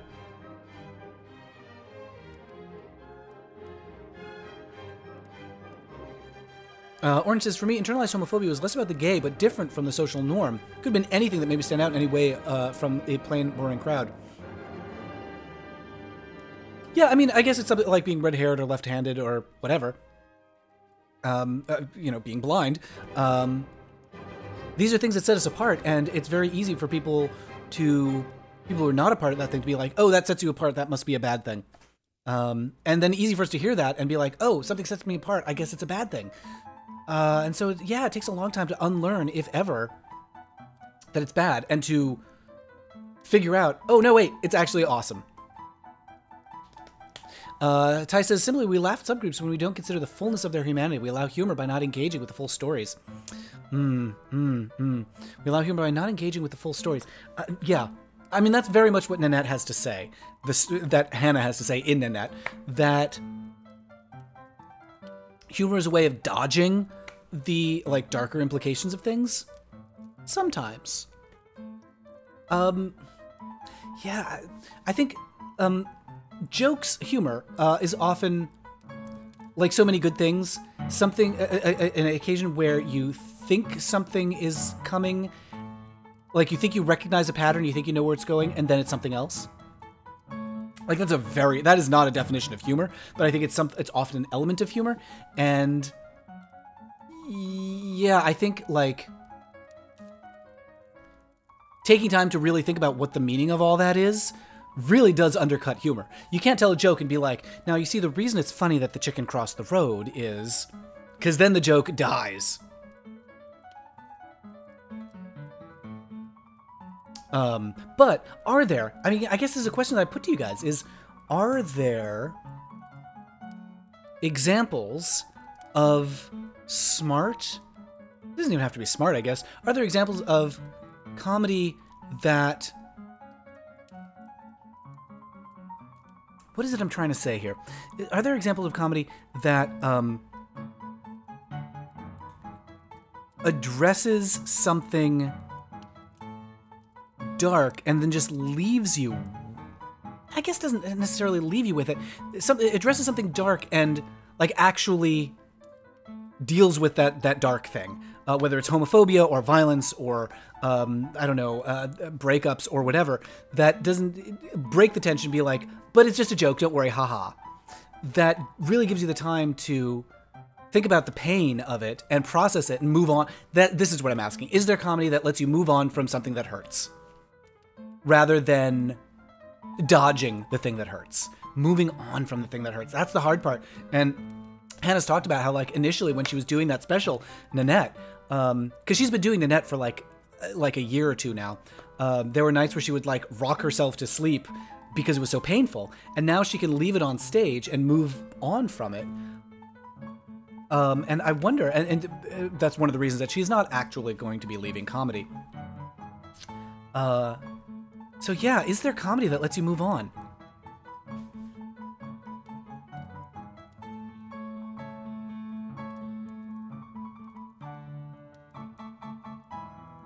Margaret says, good night. Thank you for being such an engaging host. You are a gentleman and a scholar. Thank you. I'm also a big old queer. No Femmes is the most rampant example of self-hating homosexuality. Yes. That, the bottom shaming and femme shaming. It's just garbage. No one says, I came to terms with myself one night in the middle of Love, Simon. I broke down silently crying for at least an hour. After the event, I felt more free. Oh, that must have hurt and must have felt good to wake up the next day from, I would hope. I really need to see Love, Simon. No, 10, without too many spoilers, was there something in the movie that, like, in the middle, that helped you come to terms? There's a lot of pressure on youth to figure out their gender and sexuality before they're ready, says M. Phillips. I mean, I guess I would agree with that. There's a lot of pressure on youth to just have it assigned to them, for them not to even figure it out, but just be told what their gender and sexuality is. Carl says, I was afraid of transitioning and affect my relationship because I didn't feel okay dating girls having that male body. So I started to go with guys, but I didn't feel like gay men either, so I was going to sort of avoid. That's what I mean about, like, there being a spectrum and there not being a lot of guidance sometimes. You know, you just don't know, like, well, what is my identity? I'm not this one thing at one extreme. I'm not this thing at the other extreme. What is in the middle? Soup. Kupka says, I need to see Love, Simon, pretty popular in Mindstream as for a queer movie. Do you mean a mainstream queer movie? Joshua says, yes, it would take me some time to find examples. I feel like a lot of the moving on work is done outside of the comedy. Like, you know, I can think of a lot of Scott Thompson, Buddy Cole monologues that have given me a lot to think about after watching. Like this isn't actually a Buddy Cole skit. It's a Kids in the Hall skit with Scott Thompson, where it's like, I think a documentary or something like that about a gay actor who is clearly gay and who dies from HIV-related reasons. And oh my goodness, that's dark. And they mine it for laughs. By how, like, even when he's like, literally, this is a dark image. The character is lying in a casket. He is dead. And people around him are like whispering about how they think he was gay. And the corpse is whispering, no, he's not gay. Like, even in death, he's trying to tell him he's not gay. That is dark. Oh my goodness. And funny. Because it really indicts those, like, you know, the closet cases and the system that forces clearly queer celebrities to insist that they are not what they obviously are. And so that is something that I think a lot about, like, decades later. Don't be that guy. Resist that. Move on from your self-loathing and move on from the persona of, you know, that someone else has told you need to pretend to be straight. But I don't feel like the comedy itself has any, like, aftermath of that, because that would break it. It wouldn't be funny anymore. So maybe Hannah's right. Maybe you have to quit comedy to move on from trauma. Because after that scene in that Kids in the Hall sketch, you know, I had to go off on my own and think about what it meant to me. The sketch couldn't do it for me. Anyway, gosh, I don't know. It was an emotional scene and something just ticked in me, says Notan. Yeah, I need to see it. There's no excuse for not having seen it. Although Mamma Mia 2's coming out. Has it come out already? Hey Siri, when does Mamma Mia 2 come out? I'm not sure.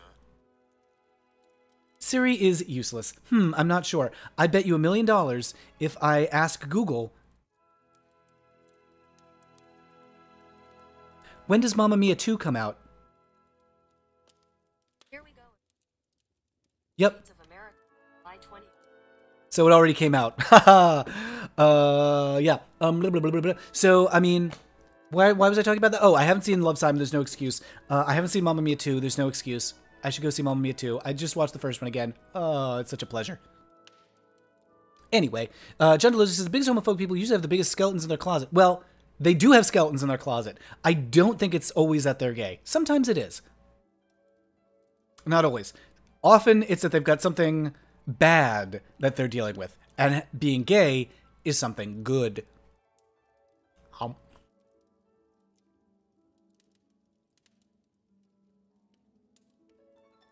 M. Phillips asked if I have thoughts on the dysphoria debate in the transgender community. That is not something we're going to be able to tackle in this stream. I assume you're talking about, like, are you talking about detransitioning? Because that's been such a topic of conversation lately. Thanks to some people who I think are working in bad faith and trying to do harm by having that conversation. And so I don't want to give oxygen to those people.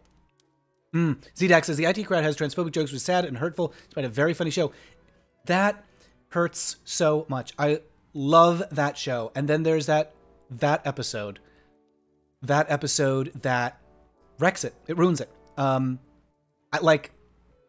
don't want to watch the IT crowd anymore. I loved that show. And then got to an episode where it's just horrible. And also the things that the showrunner has said since then. Horrible. And this is a case where, I mean, yeah, I guess, you know, you can try to separate the art from the artist, but it's in the DNA of the show, that horribleness about a trans character, and there's no going back. Yes, everyone's letting me know. 2 weeks ago, Mamma Mia, here we go again. Already out. Already out. This is, I'm very ahead of the times. Best review of Mamma Mia 2, says Ty Cedars, it's not a good movie, but it is great. I think that is what I need. That is what I want. Another good gay movie is Alex Strangelove on Netflix. Guy Branum recommended on his podcast. Okay, Guy Branum is canceled. I tried watching Alex Strangelove. Could not. I had to turn it off. I intensely disliked it. I found it powerfully off-putting. I love Guy Branum. I like Guy Branum's tastes very much. I'm willing to hear what he had to say to recommend it. I couldn't watch it. I found it awful. Not homophobic, you know. I'm sure, like, I didn't even get to the gay stuff, but I just found it so unlikable. I had to turn it off after like 10 minutes.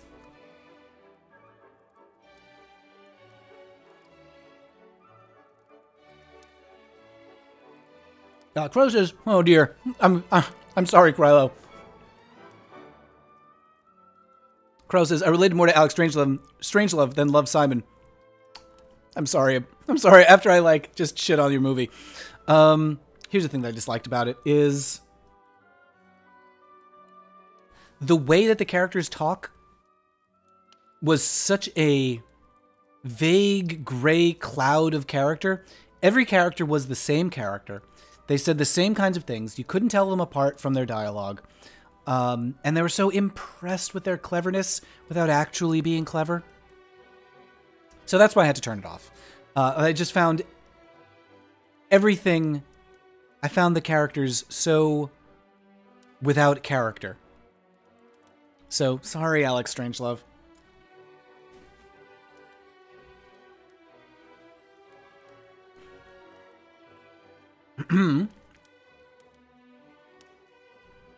Ty says, speaking of meaty subjects for future stream or possibly covered in a past stream, prioritizing whiteness and queerness. Conversation really sparked again by an Instagram pretty boy coming out. Yeah. That is an important conversation to have, and it's not one that I can have by myself because I have, you know, bringing this back to Nanette, I only have my perspective, and that is of a cis white man. And so I can talk about how I have been prioritized in queerness, but there are other perspectives that I think need to be listened to more urgently than mine on that topic. And Rezel says, I need a little advice. I really want to come out to my great-grandmother before she dies. She's 94, only person in my family who never judged me. Because of her, I became a chemist. I really want to be truthful with her because she made my childhood deeply religious and prays 4 hours a day. I never told her a single lie except for my gayness. That's tough. I don't know what to do. Leave her without coming out or risk my relationship, the most important family member to me. That's tough. I think my advice from before is, you know, to bring up queer topics, talk about queer people, see how she reacts. Let her know that you have queer friends and that they are a part of your life and you love your queer friends. And hopefully she can come along with you on that ride. See how it goes. Ty says, if that's your complaint of Strangelove, oh no, I'm not sure I can recommend you see Love Simon. Oh no. Well, I mean, I've got to see it. I've got to see Love Simon. I've got to see it. So we'll see. I mean, it's not my only complaint about Alex Strangelove. The other is that, like, in just that first, like, 15 minutes or so that I watched, not even 10 minutes, all the good stuff seemed to be happening off camera and all the bad stuff seemed to be happening on camera. Like, all the stuff I wanted to see was happening in VO and montage. And I'm like, this movie is interested in all the wrong things. I am bored. Darren Carr says, so impressed with their cleverness without being clever is low-key my brand. Ouch. David says, what episode of the IT Crowd? I love that show. I haven't seen all episodes. I don't want to believe those lovable nerds are transphobic. Maybe I'll make a point not to watch that episode. There's an episode where someone is dating someone who turns out to be trans, and they become physically violent. It is horrifying. It is, like, worse than you can even imagine. The lovable nerds are not themselves homophobic, but my God, the show is just jaw-dropping at that point. Like, what have I been watching? And it really changes how I see the show. Like, I can't see the show the same way after that. There are boatloads of voices that can be tapped for that conversation. Yeah, difficult to moderate here. Yes. And Zdax says, there are a few episodes that are clearly transphobic. There's also the episode, and I love this episode. There's the episode where they go to see a gay musical. It is so funny. It is so well written. It is hysterical. And I don't think it's homophobic. Although some people have said that they feel that it is. It's so funny, and I hate that I can't watch a show without thinking about, like, how horrible that episode is. Ugh. Looking back on Alex Strangelove, says Highwind Odyssey, I feel as though it catered to ease and comfort of a straight audience. LGBT essence is watered down. I did enjoy the soundtrack. Have you seen the movie Gay Best Friend? I've not seen that one yet. Google McGee likes the music. I'm glad you like the music. It's classy. Just like me. So classy. Yeah, I'm so classy. That's why I'm wearing this, like, 13-year-old t-shirt that has a gigantic hole in... Oh, maybe it doesn't. I thought this was the one that had a giant... Oh, no. No! There, yes. Gigantic hole right there. I'm so classy. Discussion about dysphoria kind of affects me now because I feel bad at times when I don't have that dreadful feeling. I also understand that it doesn't make me less trans. Yeah, gay musical. Funny indeed. Dice Theater says, speaking of background music, allow me to recommend Henry Mancini for future chats. Oh, I like that. Yeah, we should do some Henry Mancini for the next one. Absolutely. Is he family? I don't think he is. We should do some Tchaikovsky. We should have some gay composer music. And Philip says, I wish queerness, androgyny, gender, transgender identity, anything of the sort was more widely accepted. I do too. It would be lovely to have that stuff be more widely accepted. Someday, maybe, I guess. I'm just checking. Sorry, I'm like looking around for shows tab. That's not what I want. Sorry. I'm just trying to. There we go. I'm on a PC and I don't know how to work it. Just checking on stream health because we've been going for like an hour and a half now. Just wanted to make sure that everything is flowing smoothly. Did the music stop? Did we run out of the music? No, it's still there. It's just very quiet. Oh, it's so quiet. It's so subtle. Hold on. There we go. I'm turning it up a little bit. And then it's going to blast us, isn't it? There it is. Oh, it's so quiet. I don't know what this is. Unfortunately, I wish it told me what we were listening to. It's something Mozart-y, I guess. I don't know. I don't know how to identify the music that we're listening to. Sorry, everyone. Let's see. Okay, here we go. Yes, Tchaikovsky, says Will Schneider. I couldn't finish Alex Strangelove. I loved Love Simon, says Carolyn. Okay. So I think I'm gonna try Love Simon. And also, what should we talk about for our next live stream? Should we talk about Love Simon? I can go and watch it, and then we can watch it again. Next live stream is going to be August 11th, by the way. Saturday, August 11th at 2 p.m. Same time as always, 2 p.m. Pacific. You should watch Next of Ken on YouTube. And okay for short. 43 times Lady Olenna was the Queen of Shade. Oh, is it like, are these like compilation videos? Because that sounds fun. 43 times Queen of Shade. Next of Ken. Joshua says, that happens to my shirts too. Lol. Oh, not family. Oh, Henry Mancini, not family. Oh, well. No music, can't hear it at all.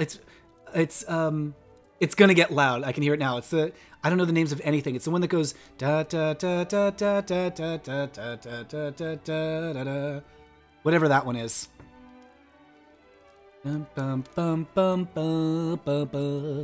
Beethoven's Ninth? That sounds about right.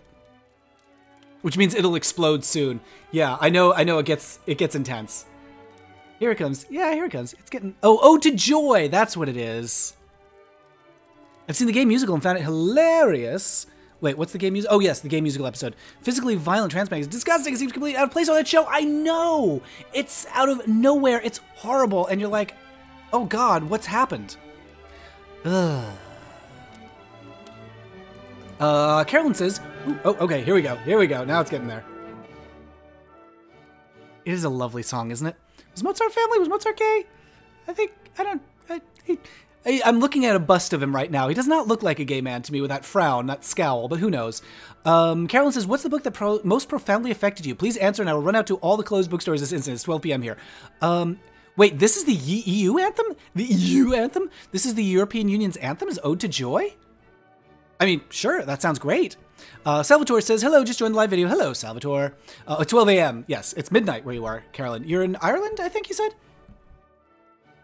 What was I saying? Oh, what's the book that most profoundly affected you? So The Hitchhiker's Guide to the Galaxy affected me a lot when I was a kid. I don't know that I would say that it's shaped me as a person today. But Hitchhiker's Guide was very important to me.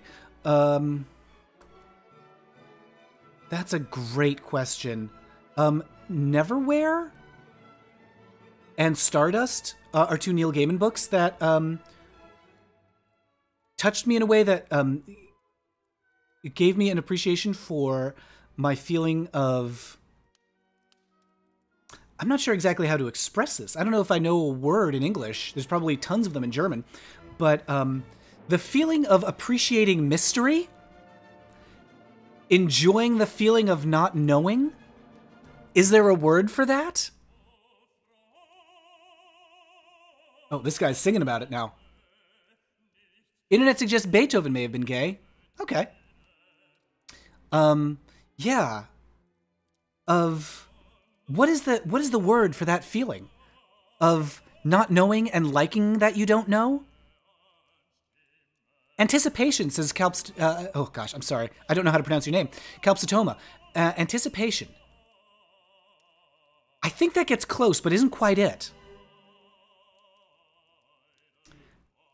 Anticipation... Maybe it is. Maybe that's what I like about it. Curiosity. Oh, maybe curiosity. No, it's because it's not wanting to know. It's not being curious. It's not like I want to have this answered. It's I like that there are forces at work that I do not understand. And I do not seek to understand. Submission? I don't know. Keenan, oh, I'm definitely mispronouncing that. Keenan Lonsdale? Keenan Lonsdale? Am I saying that right? Of Love, Simon. Also, CWDC Universe is a great representation of queer male androgyny. He said his experience with Love, Simon helped him come out. Yes. Oh, I remember that. Yeah, one of the actors like, being in this movie helped me. Highwind says, have you seen Sense8? Such an astounding LGBT catered show where every character has depth to their story. I love how the cast was in tears in the ending credits of the series. I didn't love Sense8 for the same reason as Love, Simon, actually. Nope. Same reason as Alex Strangelove.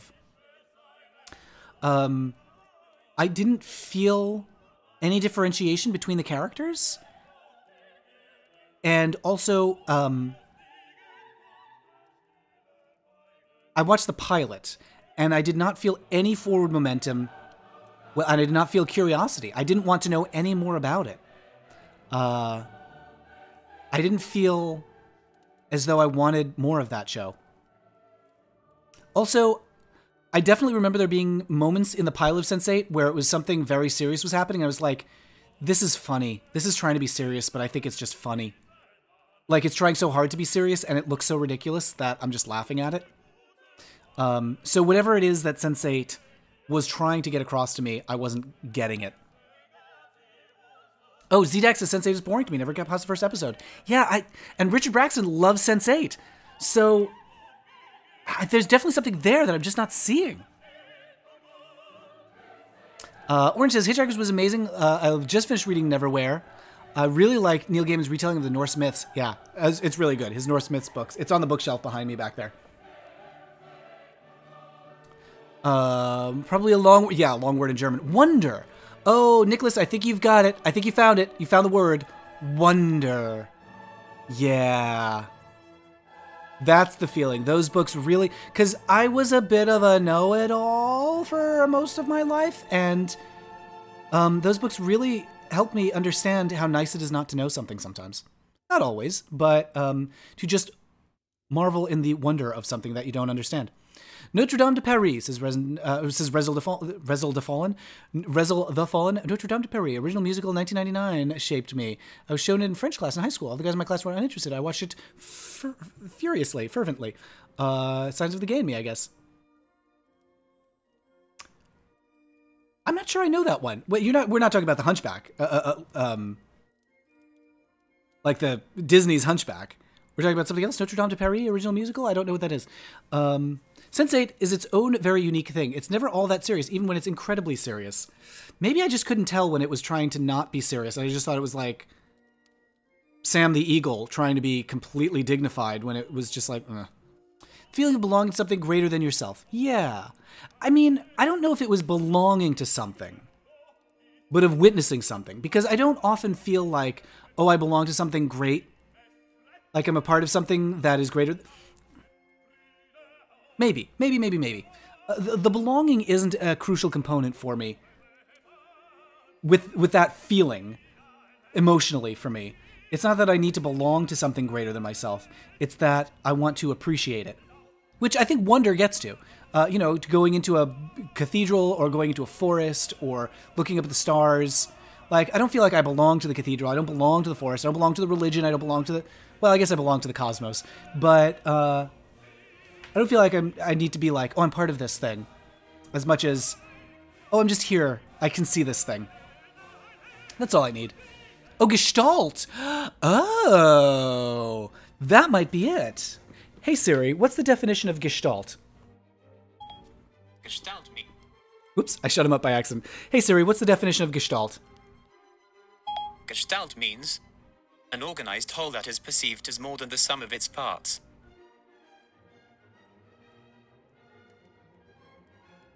I think that's adjacent to what I'm talking about. Yes.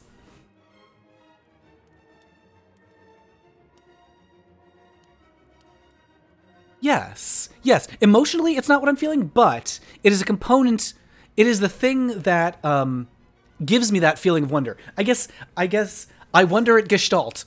That is how I would sum that up. Gestalt makes me wonder. That's a t-shirt slogan for you. Aaron Copland was family. Oh, okay, good. We'll listen to some Aaron Copland. I mean, I'm not opposed to listening to Henry Mancini. Darren says, since 8 is super slow to start, I definitely get a few episodes in before dismissing it. That's not a very positive sign of a good pilot. Well, there are shows like that. Like Star Trek The Next Generation takes 2 years to get good. And then you've got shows like Arrested Development, which is good immediately. So, I don't know. You know, I'm not opposed to a show that, like, rewards you for giving it a chance. But then again, we live in a world right now where there's so much media clamoring for your attention that I'm like, if it doesn't get me right away, I'm just moving on to the next thing. Will Schneider says, the feeling for me, I've devoted my life to study of music, so I'll never understand physics or engineering, but I find the idea of space exploration feeds my soul. Yeah. So, yeah, I think that's one of the reasons. Woo, here they go. Our soul's getting fed, you guys. This feeling, the feeling that this evokes, it's too much. It is too much to comprehend the emotions that are triggered by this song. You can hear the words, you can look at the sheet music, but this is a gestalt, this music, where everything comes together to produce that feeling of wonder that overwhelms you and becomes enormous. Hello, Zoe Kitten. You are here for an ode to joy. Yeah, as an expression of joy, as a feeling of joy, you like that feeling is more than you can ever say. This is why when I explain to people why weddings are important not because of the ceremony and the paperwork, but because we experience an emotion that is greater than we are able to express with language, with any language, visual language or movement or anything. And so we have a ceremony that evokes that feeling, that communicates that feeling beyond language. By participating in a ritual.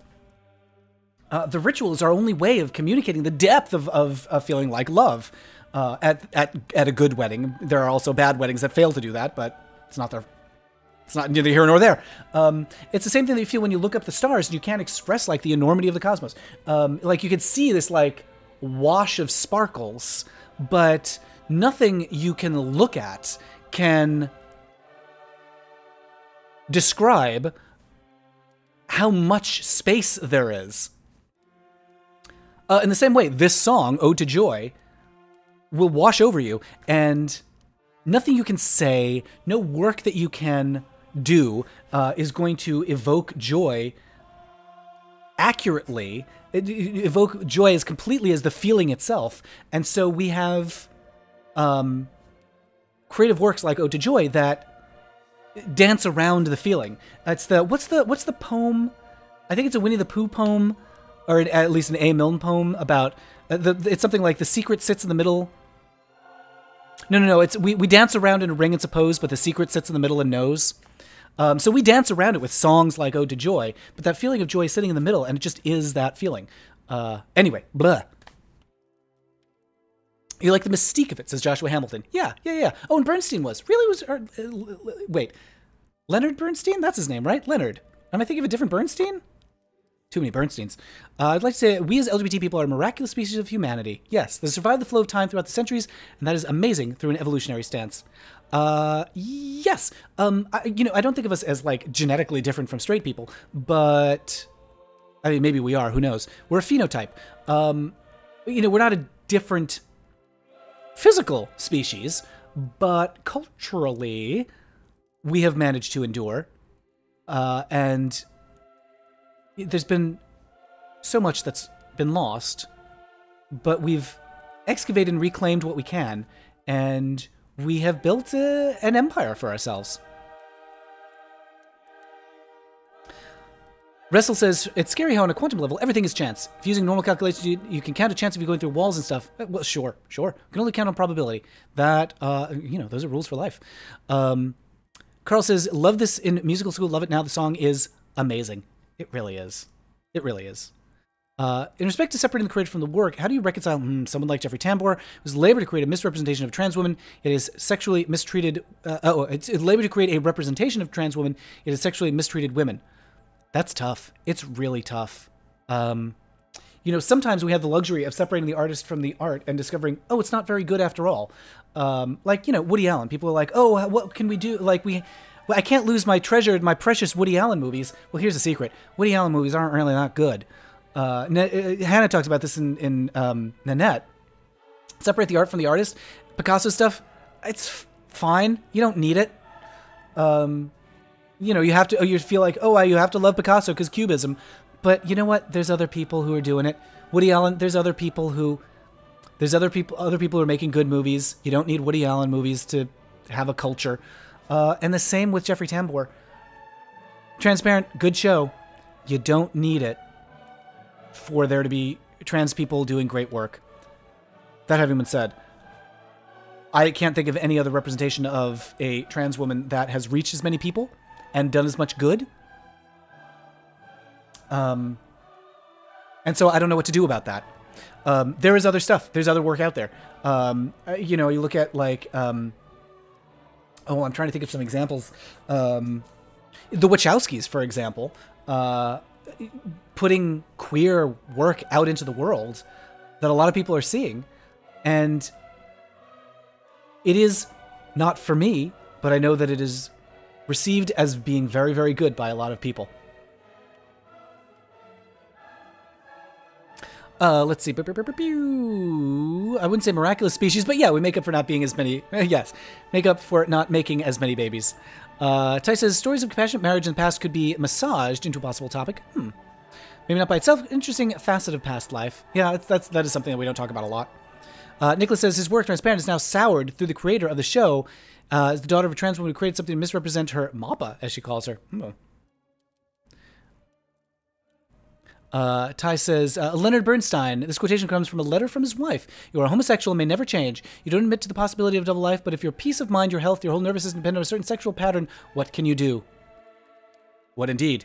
You can embrace it and be gay. On the topic of coming out to an elderly family, says TB Valiant, realize that she may never see your gayness in the light as you do. Proceed as you would with someone who is brainwashed. Cult deprogram info is helpful. I don't know if that's something that would help you with a 94-year-old woman. Like, you need to start worrying about deprogramming your 94-year-old grandmother. But, yeah, except that she might not get there. She might not want to meet you halfway. She might not want to, meet you halfway. She might not want to meet you where you are. It's not like you need to compromise with her and only be gay half the time.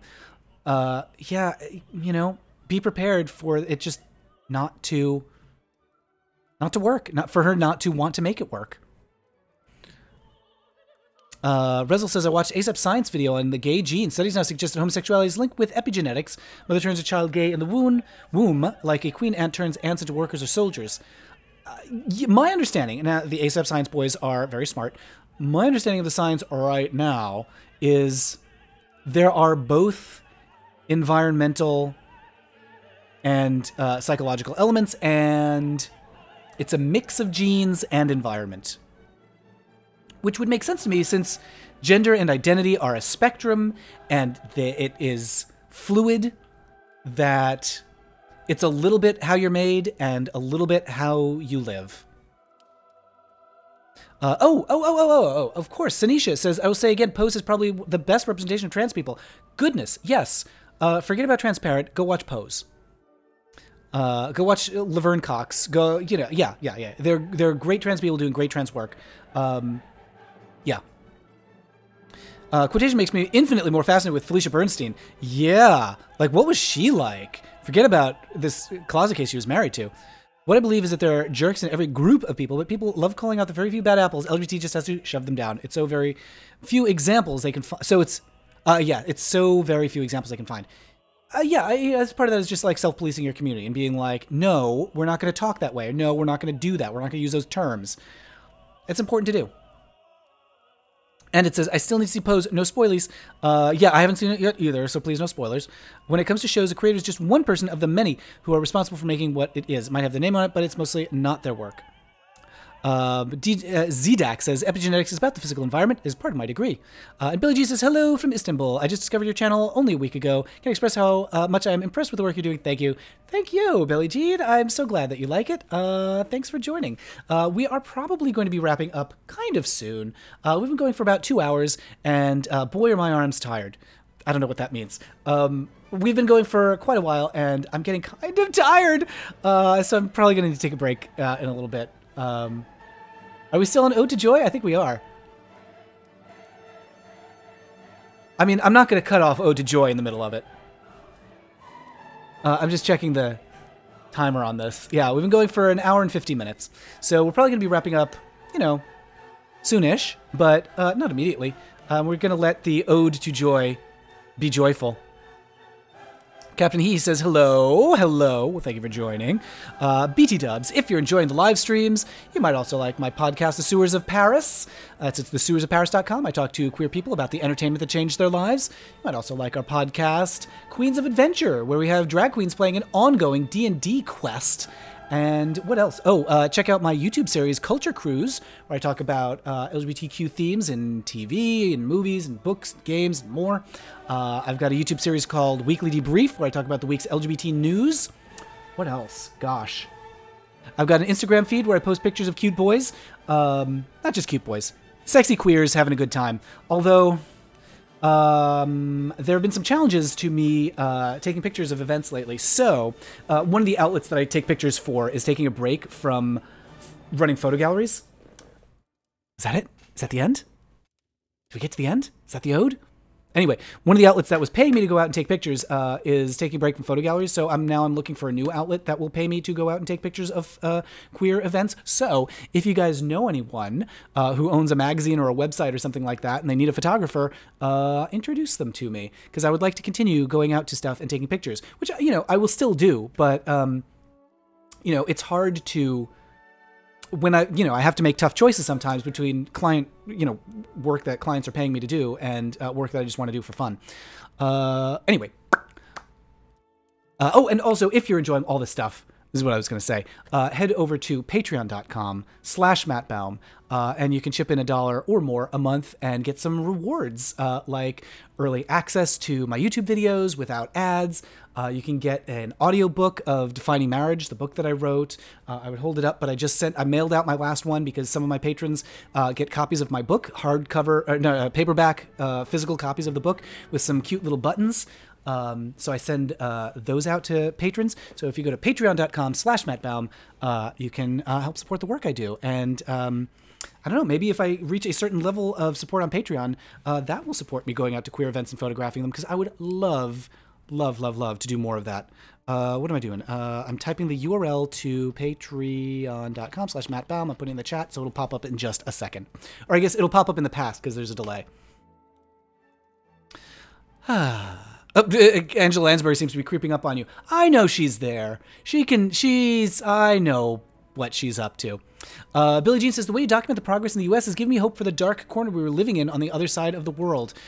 There's darkness everywhere. This is very cliche to say, but, the moral arc of the universe bends towards justice. And a committed group of people doing what they believe in to make the world a better place will build on the work of the people who came before them to make the world a better place.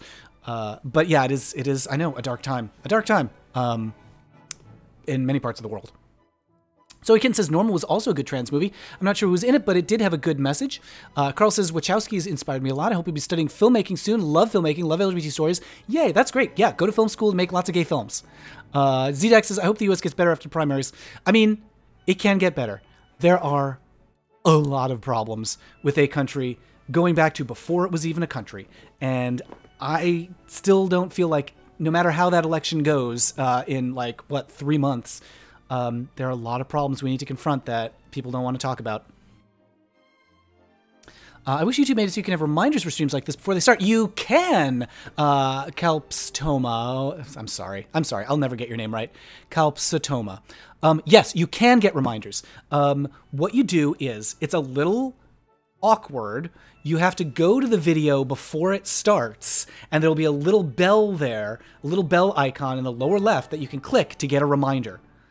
But irritatingly, in order to do that, you need to know where the video is.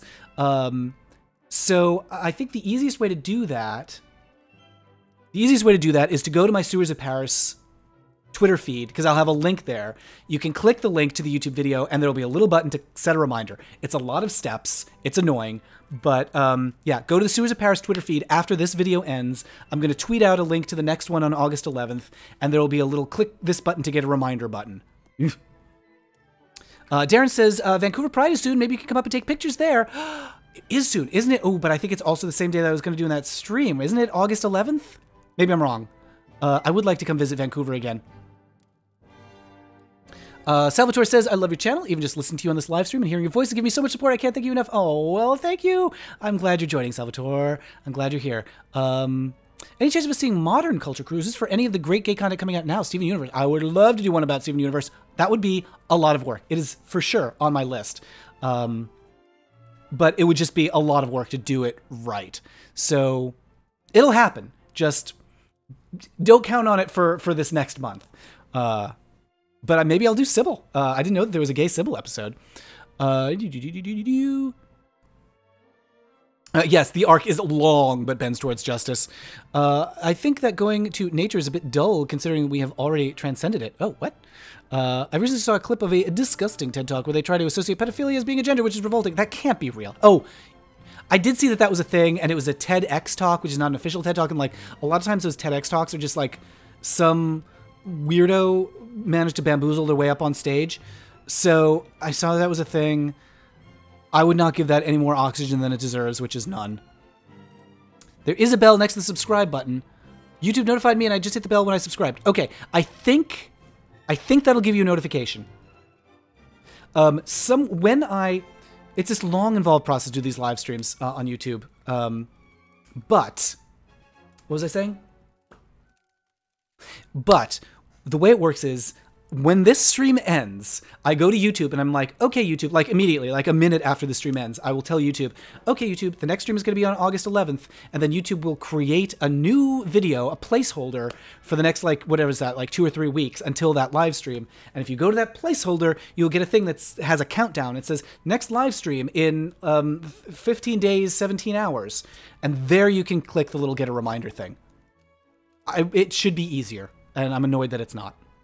Oh, Google says Vancouver Pride starts on the 5th. There should be events all week, but I think the Pride is the 11th or 12th. Definitely, if you're in the neighborhood of Vancouver, the Vancouver neighborhood, keep an eye out for the delightful Justin Saint, a lovely individual who will be in Sisters of Perpetual Indulgence, I think, drag. Nun drag.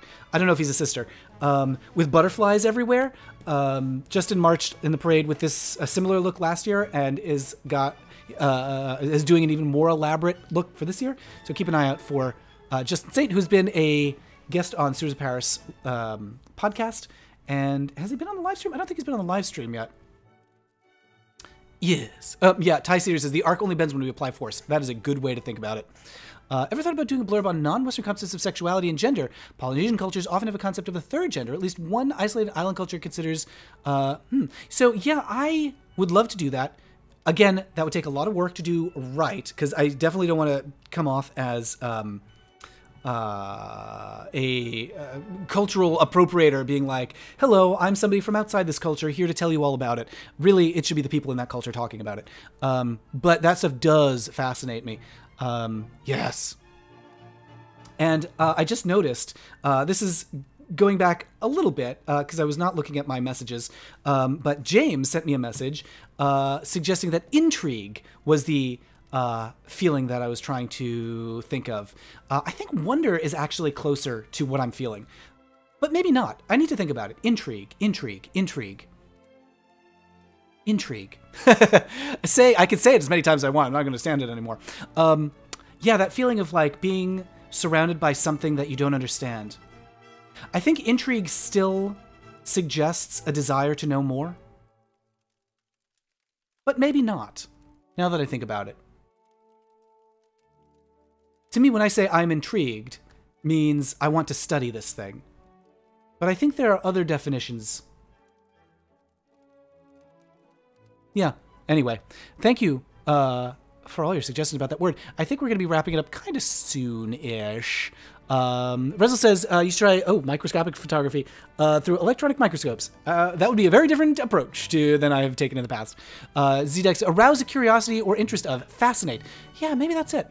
Nicholas says, it seems like I win with wonder. What is my prize, lol? I don't know, Nicholas, I can't give you, like, I don't know, can I, like, give people, like, little special icons in the chat? I think Twitch allows that. Put user in timeout. No. Oh, I can only do bad things to you. Oh, no. So YouTube does allow me to flag users as spam or garbage or to, like, hide them. But it doesn't allow me to give you, like, a cheer or a crown or a high five. Well, my prize is my everlasting regard. Congratulations. Oh, and this music is very final, so I think that might be a good time to bid everyone adieu. Thank you all so much for joining. As always, please come by and say hello for the next one, which is going to be, I'm just verifying that is August 11th, but I'm pretty sure it is. Yep. Saturday, August 11th, 2 p.m. Pacific for our next live stream. Let me know what you would like to talk about. Nanette was kind of a calibrating point for this live stream, and we talked about it quite a bit, but we talked about lots of other stuff as well. So let me know if there's other stuff that you'd like me to do. Maybe it'll be Love, Simon. It's about time I talked about that knowledgeably. And of course, check out the Patreon to help keep projects like this going. Check out the podcast, Stewards of Paris, Queens of Adventure. Check out my YouTube series, Weekly Debrief and Culture Cruise. Thank you all for being fabulous. Thank you for being a friend. Thank you for joining me and keeping me company on this weekend. And I will see you all again very, very soon. Bye, everyone. Bye-bye. Bye-bye, bye-bye, bye.